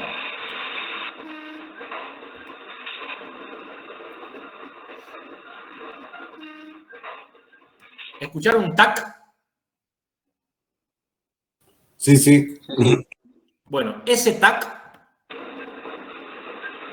es la cabeza del trabajador contra la formación. Entonces, con este video repasamos varias cosas. Lo primero que quiero que repasemos es caminata en zona de vía. Fíjense que estos dos chicos y estos dos chicos están ascendiendo en el kilometraje por vía descendente. Están caminando bien la zona de vía. Este chico no está bien. Este chico no está bien, porque está ascendiendo en el kilometraje por una vía ascendente. Efectivamente le está dando la espalda a los trenes que vienen por esa vía. ¿Qué más podemos ver en este video? En este video además podemos ver que este trabajador se aproxima peligrosamente a Gálibo y lo termina invadiendo con su cabeza. Está lejos, ¿no? Está lejos, ¿no? Pareciera que sí, pero... Bueno, hasta ahí hay tren, chicos. Hasta ahí hay tren. Varias cositas a repasar. Primer concepto vamos a repasar. Elementos de protección personal obligatorios para ingresar y permanecer en zona de vía. Calzado de seguridad, ropa con materiales visibles o bandolera reflectiva y casco de seguridad. El casco de seguridad, por supuesto, chicos, chicas, no está pensado para andar cabeceando formaciones. Está pensado para los riesgos específicos de la tarea. Pero ese casco que tenía puesto ese trabajador en el año 2008, hoy todavía el 2021 se discute, le salvó la vida. ¿Qué fue lo que pasó? El tren eléctrico a la velocidad que iba, que es bastante ligero, ustedes lo pudieron ver, le da de lleno en la cabeza. Gran parte de ese impacto lo absorbe el casco de seguridad. El casco de seguridad parte del impacto se transmite al cuerpo de la persona, sufre un corte en la cabeza, no perdió el conocimiento y fue trasladado a esa Plaza Constitución con vida. Hoy sigue siendo un trabajador ferroviario. Tráfico de trenes. Ahí Roxana preguntaba acerca del pitero. Tiene distintas denominaciones. Una de esas denominaciones es pitero, otra denominación es vigía de trenes. Pasan dos cosas. Las formaciones eléctricas son muy silenciosas. Y lo otro que pasa es que los trabajadores, una vez que empiezan a desarrollar sus tareas en zona de vía entre trenes, fijan su atención en la tarea. Profe, ¿se le hace, disculpa, Sí. ¿Se le hace alguna sanción o algo por ejemplo, que estaba caminando mal en la vía y a este trabajador? Vamos a llegar, no me dejes que me vaya y te respondo, Mati. Otra consulta. Pará, voy por ahí, porque si no, después también estoy con vos, Iván. Pará que voy con Roxana primero, después voy con Mati, después voy con Iván. Roxana, tema vigía de trenes, el trabajador tiene fija su atención en la tarea, tiene su atención fija en la tarea. En un momento, cuando la herramienta no le funciona, la máquina de herramientas se le rompió, está pensando, se fue del tren, se fue, no está más en el tren. Y su atención está fija en otro lugar. Dejó de prestar atención al entorno. Es por eso que es importante el vigía de trenes. Es una persona que no tiene ninguna función asignada, que se dedica pura y exclusivamente a verificar la proximidad de vehículos ferroviarios y a poner en preaviso a los integrantes del equipo de trabajo por medio de un silbato. ¿Dónde se tiene que poner el vigía? ¿Cuántos vigías se tienen que poner? Tantos como sea necesario, para asegurar que ningún vehículo que se aproxime nos pueda agarrar por sorpresa. Imagínense en curvas, contra curvas, que se invadan más de unas vías. Los vigías deben ser ubicados estratégicamente. Roxana, ¿por qué no había vigías? Porque los trabajadores no estaban haciendo ninguna tarea. Estaban realizando caminata en zona de vía. Esa persona que ustedes ven ahí se distrajo, no importa por qué motivo se distrajo, qué es lo que estaba haciendo, pero no estaban cumpliendo ninguna función. Por eso es que no había vigía de trenes al momento del accidente. Con respecto, no sé, vi una pregunta por ahí que la vía tiene que estar identificada. Sí, en la norma que yo les voy a compartir van a ver cómo se identifica una vía. La velocidad de precaución es cuando hay un tipo de tarea que nos quita eficiencia de la traza. Después hay otras identificaciones que hay para personal trabajando. ¿Por qué no estaba esa cartelería? Porque la gente no estaba trabajando, ya había terminado su tarea y se estaba desplazando por zona de vía. Profe, una pregunta, perdone. Voy por orden. Primero Mati, después Iván y después David. Mati me preguntó por las sanciones disciplinarias. Sí, chicos, en la actividad ferroviaria hay un ítem que es incumplimiento de higiene y seguridad en el trabajo. Si el incumplimiento realmente existió, es demostrable y es verificable, hay sanciones disciplinarias al respecto. No sanciona higiene y seguridad. Higiene y seguridad informa el incumplimiento y otra área dentro de la compañía que es relaciones laborales informa el desvío. Sí, Matías, hay desvíos. Para el accidentado, habitualmente si es un accidente con lesión, no suele haber sanción disciplinaria, sí lo que suele haber es una recapacitación y posiblemente una reubicación. Iván, ¿qué me querías preguntar? Perfecto, gracias. Yo capaz que me estaría adelantando, pero quería ver desde el punto de vista del motorman. Sí. Vivo cerca de una línea que es el Urquiza, de Metrovías. Sí. Y tengo la sensación de muy chico de que cada tren, cuando se acercaba a un cruce a nivel, a una cuadrilla, desciende en velocidad, accionan bocina. Sí, por ahí también. Sí acciona bocina, pero no tiene por qué descender la velocidad, a menos, como algunos lo preguntaba, que la tarea que está haciendo requiera la disminución de velocidad. Pero la prioridad, chicos, la tiene el tren. La prioridad la tiene el tren. Sí. Las disminuciones de velocidad no se dan siempre, se dan en determinados casos específicos. En el video que pasaste, la bocina suena 1 milisegundo antes de que haga el tac contra la cabeza. Tal cual. ¿Qué es lo que pasaba? Y tengo un montón de videos similares donde pasan dos cosas. O realmente el conductor no la ejecuta aún siendo comunicado, o realmente la situación es tan inmediata que no te da tiempo a nada. Si ustedes se ponen a mirar, el accidente dura 3 segundos. Vos en un momento no ves nada y 2 segundos después ves un montón de gente. Y no sé quién más me quería preguntar. Me falta una pregunta más que quedó para el final. ¿Damián era? No me acuerdo quién era, que lo dejé colgado. Bueno, David había preguntado. ¿Quién era? David, pero... Me faltaba un chico, nada. Si hay alguno más, me paran de vuelta. Sí voy en orden porque si no, no quiero dejar... Profe, una pregunta. Cuando se cruzan dos formaciones, ¿desciende la velocidad? No. Lo he notado, bueno. No.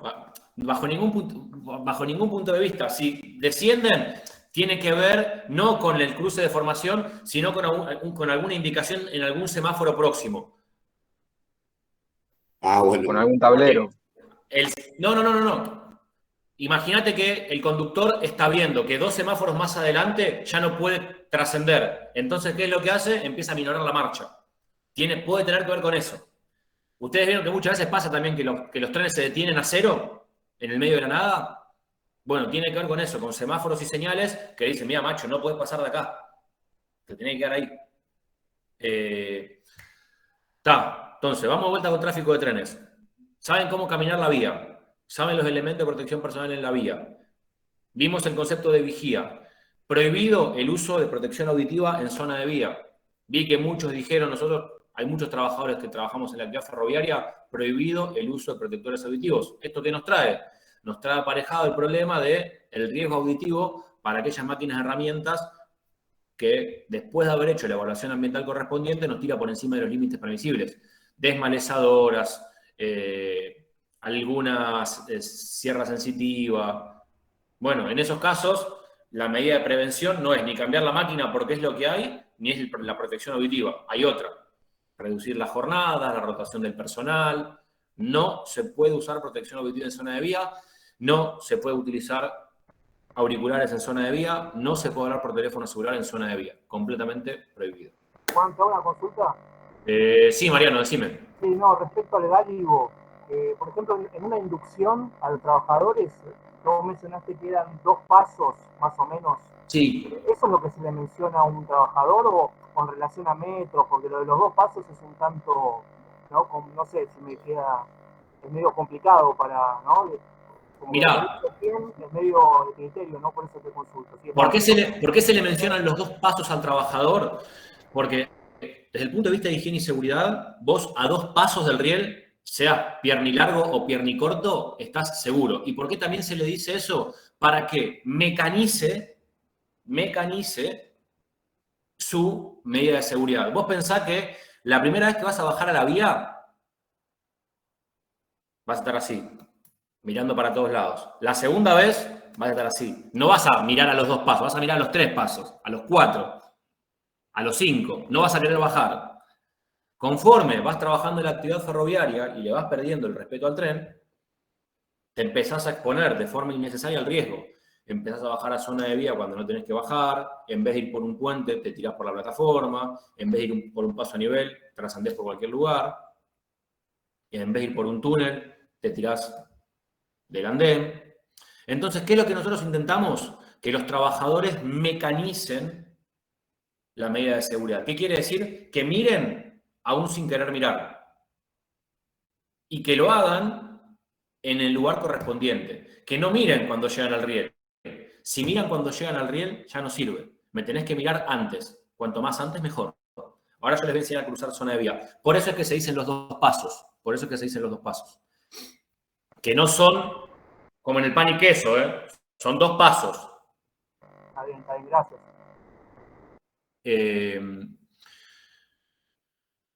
Saben caminar la vía, saben los EPP, saben lo de la protección auditiva, saben lo del vigía, saben lo del gáligo. Vamos con una más, un ejercicio sencillo.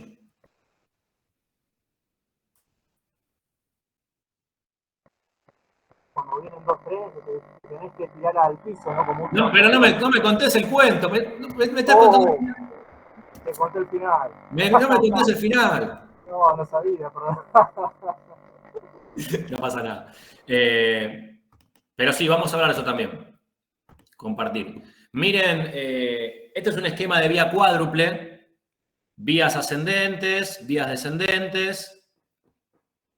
Y nos encontramos en el punto A y tenemos que ir al punto B. Hay 3 caminos posibles. Camino 1, camino 2 y camino 3.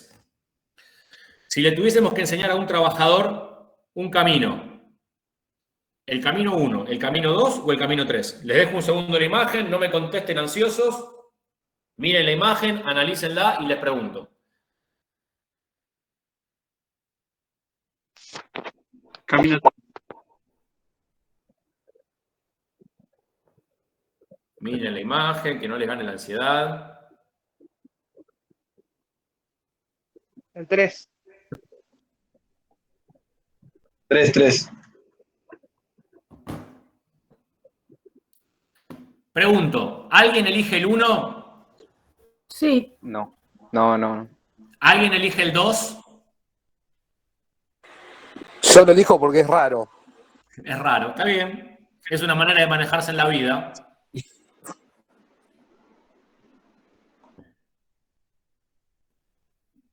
¿Alguien me quiere defender el 1?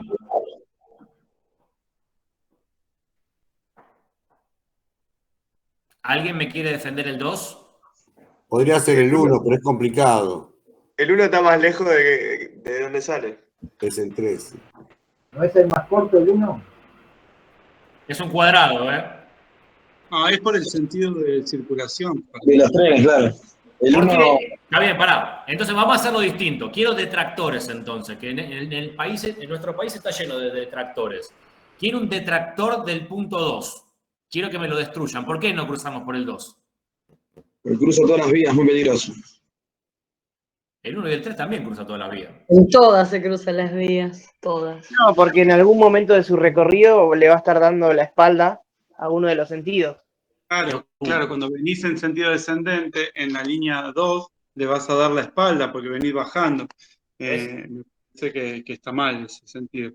Ese, Y claro, en cambio. en la línea 4 también vas a estar ya llegando y le vas a regalar la espalda. Ese argumento me encantó. Vamos a destruir el 2. Uno de los buenos argumentos que utilizaron es, mirá, Juan, vas de A a B. En un momento hay 2 vías que le estás dando la espalda, no te enteraste de lo que está pasando en tus espaldas. Totalmente de acuerdo. Segundo, estás durante todo el recorrido en la zona de riesgo. Sí, es más cortita. Por cada 2 metros que camino en 1 o 2, camino menos de 1,5 metros por 2.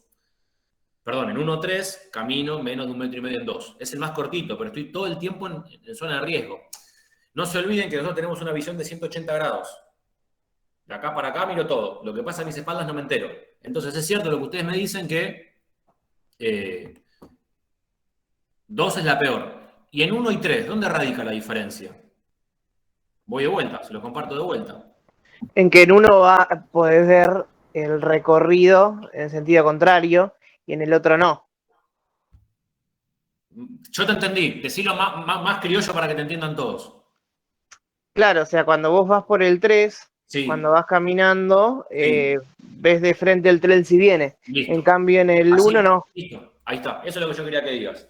Tal cual. Fíjense que en el paralelo, cuando yo hago la paralela, en 3, tengo al tren de frente. Al margen de que yo esté afuera, esté por fuera de Gálibo, yo tengo que tener siempre el tren de frente. El 1 está mal, es más riesgoso que el 3, chicos. Entonces, de esa manera se cruza vía. Y volviendo a esto de la importancia de mecanizar las cosas, uno tiene que, al momento de cruzar una vía, es la vía y el tren. No hay más nada. Y así, el día que les toque bajar a ustedes, o el día que les toque bajar a los trabajadores a los que ustedes formen, tienen que ser así de claros. Ustedes, las vías y el tren. Nada más. Se terminó la joda con los compañeros, se terminó me quiero ir a comer, se terminó hoy me voy más temprano, se terminaron los quilombos de casa, la vía y el tren.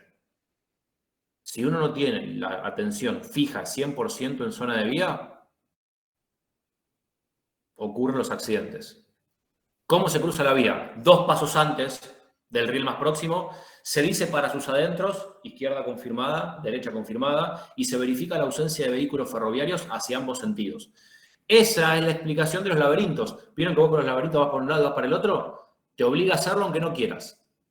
Bueno, muchas veces los trabajadores ferroviarios se van a encontrar cruzando por lugares no habilitados. Izquierda confirmada, derecha confirmada. Y avanzás. Izquierda confirmada, derecha confirmada. Suponete que tenés un tren. No podés seguir avanzando, te alejás. Querés ir para el otro lado. ¿Y quién era el que me cagó el chiste? Que nos habló del cruce de trenes. Bueno, lamentablemente es común que los trabajadores ferroviarios queden entre trenes.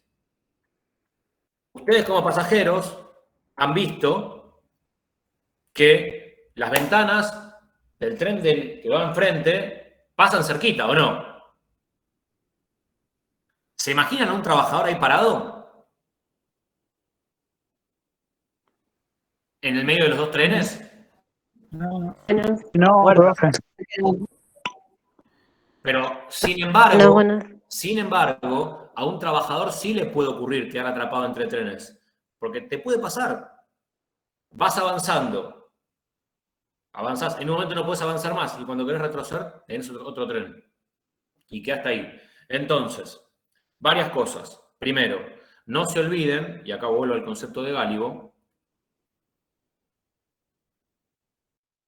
Déjenme que busco la imagen.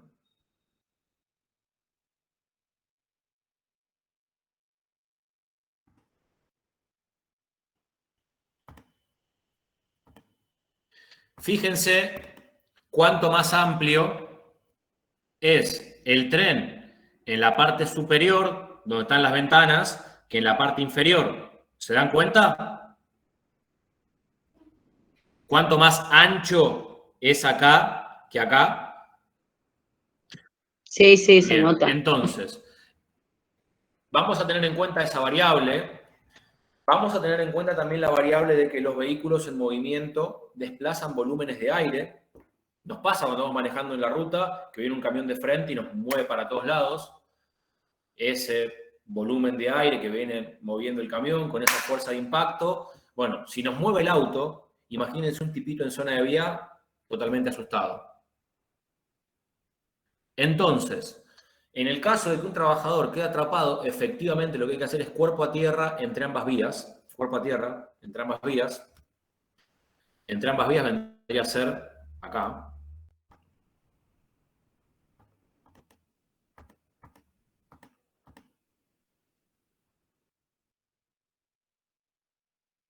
Entre ambas vías sería acá, en esta línea, o en esta línea, o en esta línea. No sería nunca arriba de la vía propiamente dicho. Hay un montón de chicos en YouTube haciendo pavadas, vieron que se filman, que les pasa el tren por arriba. Bueno, acá no la contás. Entre ambas vías, ¿por qué?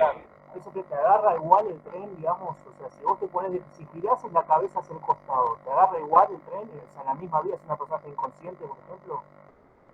Si vos permanecés de pie. No, si vos estás inconsciente en la vía, Sí. no podés salir, ¿no? Por un ejemplo hipotético. Si girases, por ejemplo, no sé, como máxima seguridad la cabeza hacia el costado, te agarra la ropa, te agarra igual, te agarra la ropa. Entre rieles, Claro. te agarra igual. Presta atención, cuando veas un vehículo ferroviario, como es abajo, va planchadito. Está bien. Presta atención. Tenés que ser muy, muy flaquito. Yo con la cabeza que tengo no la cuento. Te hace puré. Roxana fue un poco más gráfica que yo, pero sí, pasa por ahí. Vamos, queda el concepto de las películas viejas, de los ferrocarriles a vapor que se tiraban abajo, pero igual también tenían mataperros, así que limpia rieles se llaman. Tal cual. Chicos, no hay que tirarse entre rieles, hay que tirarse entre vías, entre dos vías distintas, porque ahí vieron que el gálibo es más chiquitito. Presten atención cuando vean un vehículo ferroviario y además el impacto no nos va a hacer perder la estabilidad. Cuerpo a tierra, acostado, planchado, cabeza abajo, lo más bolita, chiquitito que se puedan poner. No se los va a mover el aire y el gálibo es más chiquito en ese lugar. ¿Qué contra nos puede jugar? Que el material rodante venga arrastrando algo y nos pegue. Por eso yo les digo, cuerpo a tierra entre ambas vías cubriéndose la cabeza. Yo te lo comentaba en relación a una persona que quede inconsciente. Por ejemplo, esas personas que van por la vía abulonando, que van con esa herramienta, que van solas, caminando kilómetros y kilómetros. Tal cual. Bueno, puede pasar, digamos, ¿no? Tal cual. Eso, esa especialidad es el patrullero de vías, que existe todavía y sigue siendo así. O el guardabarrera, pensaba Mariano. El guardabarrera, el que hace señas con el tren, también está solo y va a zona de vía. Sí, ni hablar. Un pasajero que va a estar por el paso a nivel. Sí, la descompensación en zona de vía, yo no conozco ninguna. No pasó nunca, pero es una posibilidad, sí, ni hablar. Es una posibilidad. Casi les diría que son unos expertos en tráfico de trenes. Saben caminar la vía, saben cruzar la vía, saben cuáles son los EPP, saben cuáles son los vigías. Mañana arranco a caminar por las vías. No, se te ocurra, mijo, no, que no quiero tener demoras en los servicios. Hasta acá hicimos un repaso de legislación, hablamos un poquito de actividades laborales. Les comenté los dos riesgos más importantes que tenemos en la actividad ferroviaria. Tal como pasaba en el sistema de catenaria, suele ocurrir porque la gente o no tiene experiencia o tiene mucha experiencia y se relaja. Contratistas, prendo luces, muchas empresas contratistas, muchas constructoras, están acostumbradas a la construcción, pero la construcción de un edificio, la construcción de una vereda. Cuando esa misma gente que no está ambientada a la actividad ferroviaria viene a hacer la tarea de la misma manera de la actividad ferroviaria, es donde está el problema, y es ahí donde los profesionales de higiene y seguridad tenemos que prestar particular atención. Y es ahí donde debemos prestar, si alguno trabaja en constructoras, el ámbito de trabajo cambia completamente. Antes de irme de la actividad ferroviaria y pasar a la parte de contratistas, que me gustaría hablar con ustedes, que es con la que quería cerrar la actividad de hoy, vamos a hablar de esa una de las puertas que me quedó abierta, que es la contingencia que está cubierta por el sistema de riesgo de trabajo. Accidente de trabajo, accidente in itinere, enfermedad profesional. Bueno, desde el año 2002, en la actividad ferroviaria hay una cuarta contingencia. En el año 2002, la resolución 315 establece y reconoce que el personal de conducción, conductores, ayudantes, jefe de tren, motorman, pongan el nombre que quieran,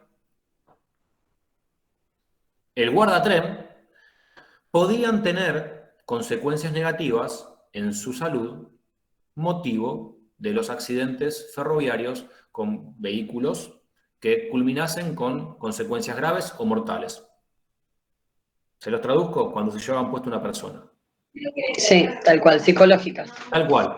Estamos en un país donde el estrés laboral, en líneas generales, no está cubierto por el sistema de riesgo de trabajo. Sí hay algunas manganetas para hacerlo pasar por enfermedad inculpable, pero hay pocos casos donde la RT te tome porque tu jefe te trata mal y vos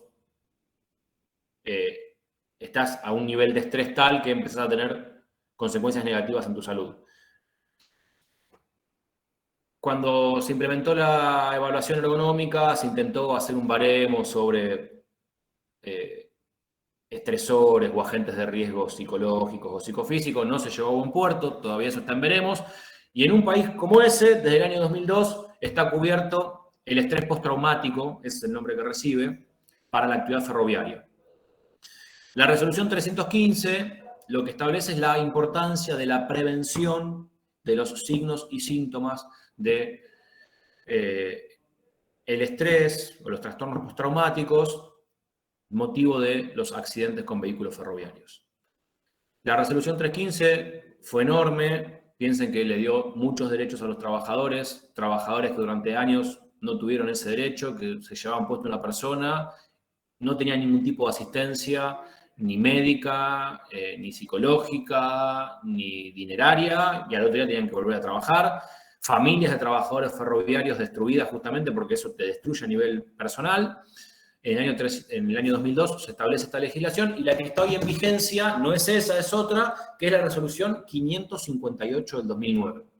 Si la quieren leer, resolución 558 del 2009, lo que trata justamente es, mirá, cada vez que haya un accidente con un vehículo ferroviario con consecuencias graves o mortales, con una persona, con un vehículo de calle, bueno, el conductor entra de baja, automáticamente, no trabaja más. Tiene que hacer interconsultas con los especialistas en salud mental de la empresa. Las empresas ferroviarias deben contar con psicólogos y psiquiatras, justamente por este tema, y la interconsulta con los médicos de la RT. 558 del 2009, si no me equivoco. 558 del 2009, que no es la 559, que es la de la reducción de siniestralidad. Perdón, profe, ¿puede ser que el guarda, el jefe de tren, también entre en esta resolución? Bueno, Walter, la resolución 558 tuvo una modificación. En el 2011 se amplió y entraron las figuras del... Al cual, Al contrario, Walter. Se quitaron figuras. Siempre fue conductor y guardatren. El concepto de jefe de tren es confuso. Porque para algunas líneas el jefe de tren es el guarda, pero para otras líneas el jefe de tren es conductor, es como el ayudante. Tienen carga que no tienen guarda o el jefe de tren. Sí. A los fines de la legislación, todo lo que es conducción y guardatrenes lo toman. Pero, ni bien salió esta legislación, también tenía en cuenta, en 2009, tenía en cuenta el personal de seguridad, que el personal de seguridad no está contemplado. Yo, Juana Seguín, voy haciendo una evaluación de ruido, no estoy contemplado. Cualquier trabajador que está yendo a trabajar y ve un arrollamiento no está contemplado. Solamente están contemplados conductores y guardas, que es un montón, pero sigue siendo poco. ¿Sí? Te hago una consulta. ¿La baja es automática? Automática. Ah. Automática. Hay Eso es todo. lo que yo recuerdo, porque bueno, mi papá tuvo un accidente en el tren y el que manejaba se quería comunicar a toda costa con nosotros. Nosotros no queríamos, pero por una cuestión que en el momento no nos parecía. Y me acuerdo que él quería y exigía la baja y no estaba en ese momento, que fue 2004, creo, algo así. La baja es automática. Hoy aproximadamente, cada caso es distinto, chicos, porque, a ver, pensemos lo siguiente. Un chico, cada persona reacciona distinto. Va a tener que ver con la formación que uno tiene, la genética que uno tiene y también lo que uno está viviendo. Imagínate si tuviste un hijo hace poquito y te llevas puesto un nene chiquito, ¿qué haces? Te destruye la cabeza. Entonces, depende de las características del hecho, pero en líneas generales, sí, la baja es inmediata y tiene un promedio de 7 días. Entre que se hacen las Profe, interconsultas. ¿no se le hace un Para evaluarlo. psicotécnico algo previamente antes de ocupar como un preocupacional o una cosa Sí, Cristian, el personal de profundo conducción. para ver a esa persona en caso de estas cosas cómo reacciona, ¿no? Porque No, es que no se sabe hasta que le Tal pasa. cual. A ver, vamos a poco porque la pregunta de Cristian está buena. Sí, Cristian, se hace. El personal de conducción tiene una formación muy larga y está sometido a exámenes previos y periódicos para tener su carnet habilitante para conducir. Es decir, que si vos en el examen psicotécnico ven algún desvío llamativo, es no apto, pero tiene que ser muy llamativo. Vos pensás que cualquiera de nosotros que hemos sido sometidos a un montón de psicotécnicos que lo hemos pasado, hay que llevarse puesto una persona. Yo te digo lo que me pasó a mí la primera vez que vi un arrollamiento, que yo no estaba a cargo de la formación, es decir, no es que yo tuve que frenar porque si no lo mataba. Piensa en ese instante, en ese micro instante donde vos ves una persona que te está mirando, que no vas a poder hacer nada, esa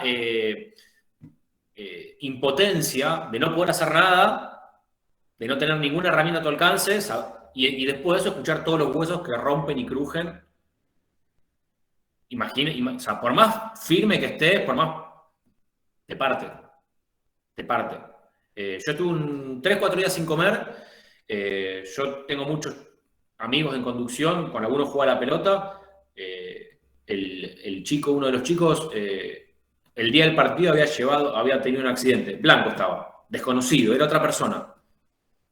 Entonces, fíjense, yo soy bastante cruel con nuestra legislación, fíjense que le tiré bastante miércoles al principio, pero en estas cosas fíjense que se les ha otorgado un derecho al trabajador cubierto por el sistema de trabajo, cubierto por la RT, además de las 3 contingencias básicas del artículo 6º de la ley 24.557. ¿Por qué les digo eso? ¿Por qué les digo eso, chicos y chicas? Porque no se tienen que quedar con que, bueno, ese es artículo 6º y nada más. Hay un montón de especialidades laborales que tienen alguna contingencia cubierta más teniendo en cuenta estas particularidades. ¿Alguna pregunta hasta acá, chicos? ¿Chicas? Buenas. Yo tengo una pregunta con respecto a las distancias. Usted hablaba por ejemplo, yo vivo en José C. Paz, tengo el tren de la línea que va para Retiro y la línea que va para Pilar, ¿sí? Entre el Gálibo, que ahora sé cómo se llama, y Gálibo, ¿a esa distancia es la misma que, por ejemplo, en el caso del tren creo que Roca que es eléctrico, el de San Martín? No. No, hay dos cosas. Porque me ha pasado que el tren se... Hay dos cosas. Y, por ejemplo, un trabajador, estaban haciendo tareas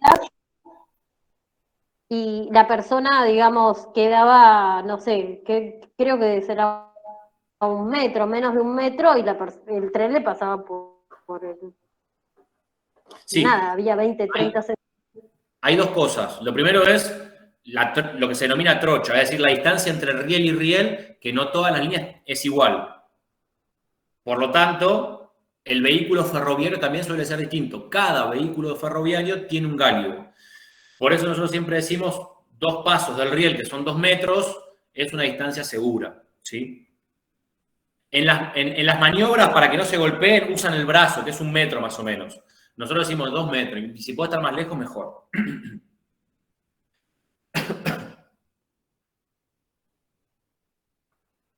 ¿Te puedo hacer una consulta con respecto a los carteles que normalmente antes estaban al costado de las vías del tren? ¿Salió alguna ley o algo que los prohibió o sigue siendo siempre lo ¿Carteles mismo? como cuál? Carteles de publicidad. Que yo conozca no, que yo sepa no. Yo había escuchado en un momento que eso se iban a prohibir porque en las curvas no facilitaban la visión de si venían o no algún tren. No, eso sí, lo mismo pensar que nos pasa a nosotros con lo que son árboles y malezas, cuando operativamente impide la visión, ahí bueno, ya es otra cosa, que eso se tiene en cuenta, por eso tenemos mucho trato con los municipios y demás, pero tiene que interferir con la operación, si no interfiere con la operación. Ah, está bien, está bien. No hay nada, digamos, específico con el tema carteles de publicidad. No. Miren, de cada uno de los temas que yo toqué hoy, que toqué 5 minutos, 10 minutos de cada tema, se puede hablar una clase entera de cada tema. Podemos hablar 1 hora, 2 horas de legislación. Podemos hablar 2 horas de tráfico de trenes, y tengo un montón de videos. 2 horas de sistema de catenaria. 2 horas de estrés postraumático. Se puede hablar un montón. Lamentablemente yo tengo que elegir presentar todos los temas y que ustedes los tengan en la cabeza y que investiguen, o quedarme con uno y que el resto ni se enteren. El enfoque que le doy es eso. Varias cosas. Y después, voy a cerrar. Sí, perdón. Una cosita más tengo. Con respecto a la forma de trabajar, ¿no? Que mostraste el video de la persona esta que se golpeó la cabeza con el tren, sí. ¿no? Sí. Ese sistema de trabajo, o sea, pongámosles que estaban trabajando, ¿no? Y tuvieran todas las medidas de seguridad. Ese sistema con el tren funcionando, también tienen el sistema, por ejemplo, de trabajar con tramo, no sé, cortar la electricidad, no poner la pértiga, hacer todas las cuestiones de seguridad y trabajar sin corriente. Varias cosas. Varias cosas. Posibilidad de trabajar con alto. El personal, chicos, trabaja de acuerdo al tipo de mantenimiento, puede trabajar entre trenes, que se trabaja entre trenes, para un mantenimiento ligero, se trabaja entre trenes, como ustedes lo pudieron ver. Ahí es donde entra el vigía de trenes, donde vos te da el aviso cerca. O se puede trabajar con cortes. De acuerdo al tipo de tarea que se quiera hacer, se trabaja con cortes. Cuando yo me refiero a cortes, siempre estoy hablando de cortes de vía, cortes de trenes, sin que pasen trenes.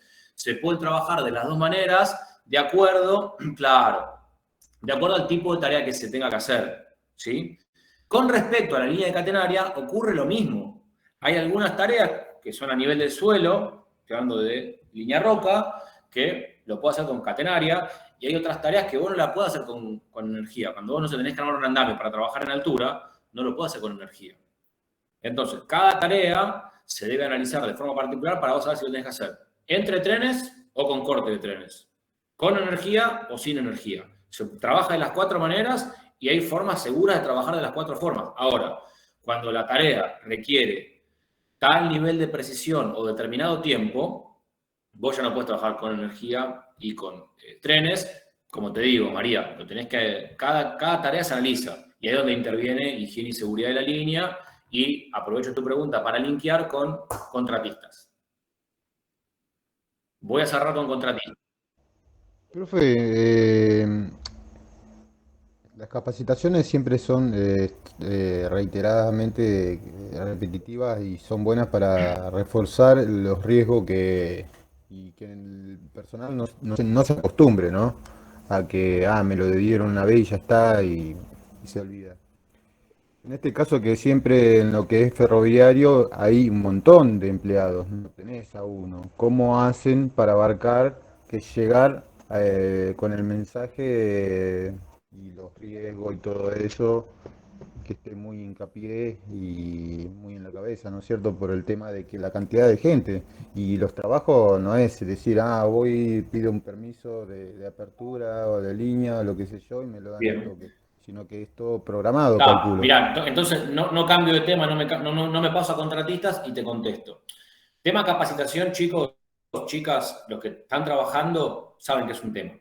No le quiero poner la palabra problema, pero es un tema. Mover a la gente, sacar a la gente de la producción. Hay muchos profesionales de higiene y seguridad que no les gusta, la pasan mal, se ponen nerviosos. La capacitación es un tema, siempre es un tema, en todas las especialidades laborales, pero como dice Cristian, además de que es una herramienta fundamental para la prevención de accidentes, también es un requisito de cumplimiento legal. Uno no puede optar por capacitar o no capacitar, vos tenés que capacitar.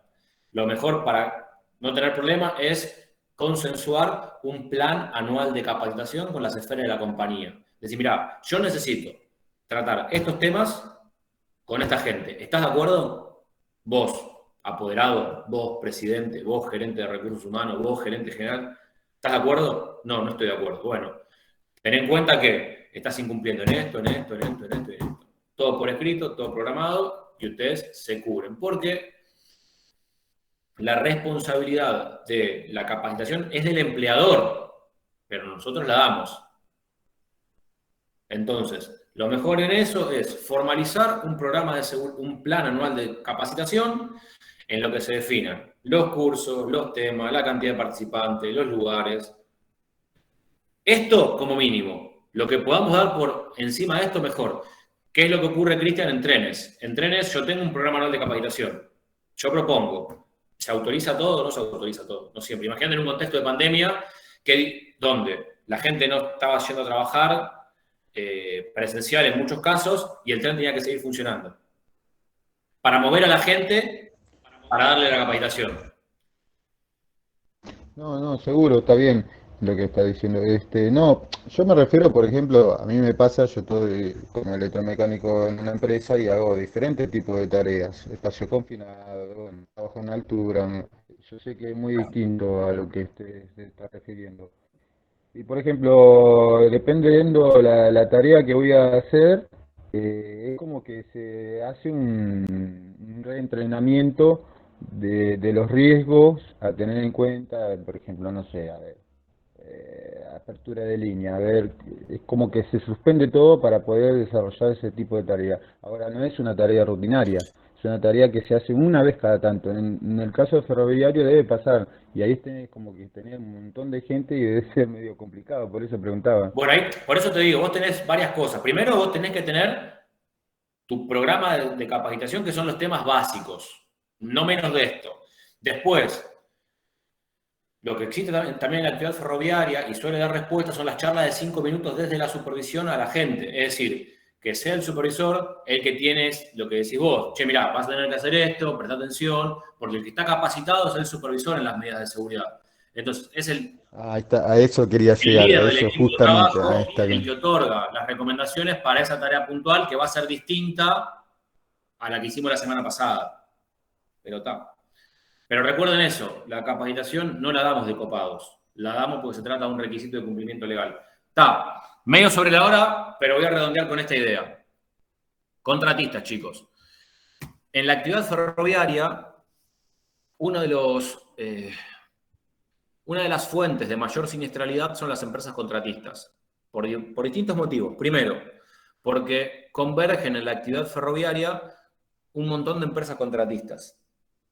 Para que usted se dé una idea, el año pasado, que fue el año de pandemia, se controlaron más de 150 contratistas. Es decir, que a Línea Roca entraron más de 150 contratistas distintas. Solamente a Línea Roca. Y sin contar las que se me escaparon. Entonces, ¿qué es lo que yo les quiero decir, chicos? La actividad ferroviaria no es una excepción de trabajo frecuente de empresas contratistas. Les pregunto a ustedes, y no quiero respuesta, ¿qué le vamos a pedir a una contratista cuando entre a trabajar a mi casa, a mi empresa? ya que, vuelvo a como abrí la clase, somos solidariamente responsables de acuerdo a lo que establece la ley 19.587. Así como les acabo de decir que tenemos que consensuar las normas, así como les acabo de decir que tenemos que consensuar los programas de seguridad, también debemos contar con un procedimiento de ingreso de empresas contratistas. Trenes Argentinos lo tienen y cada vez que ingresan a trabajar se le pide determinada documentación para tener la primera tranquilidad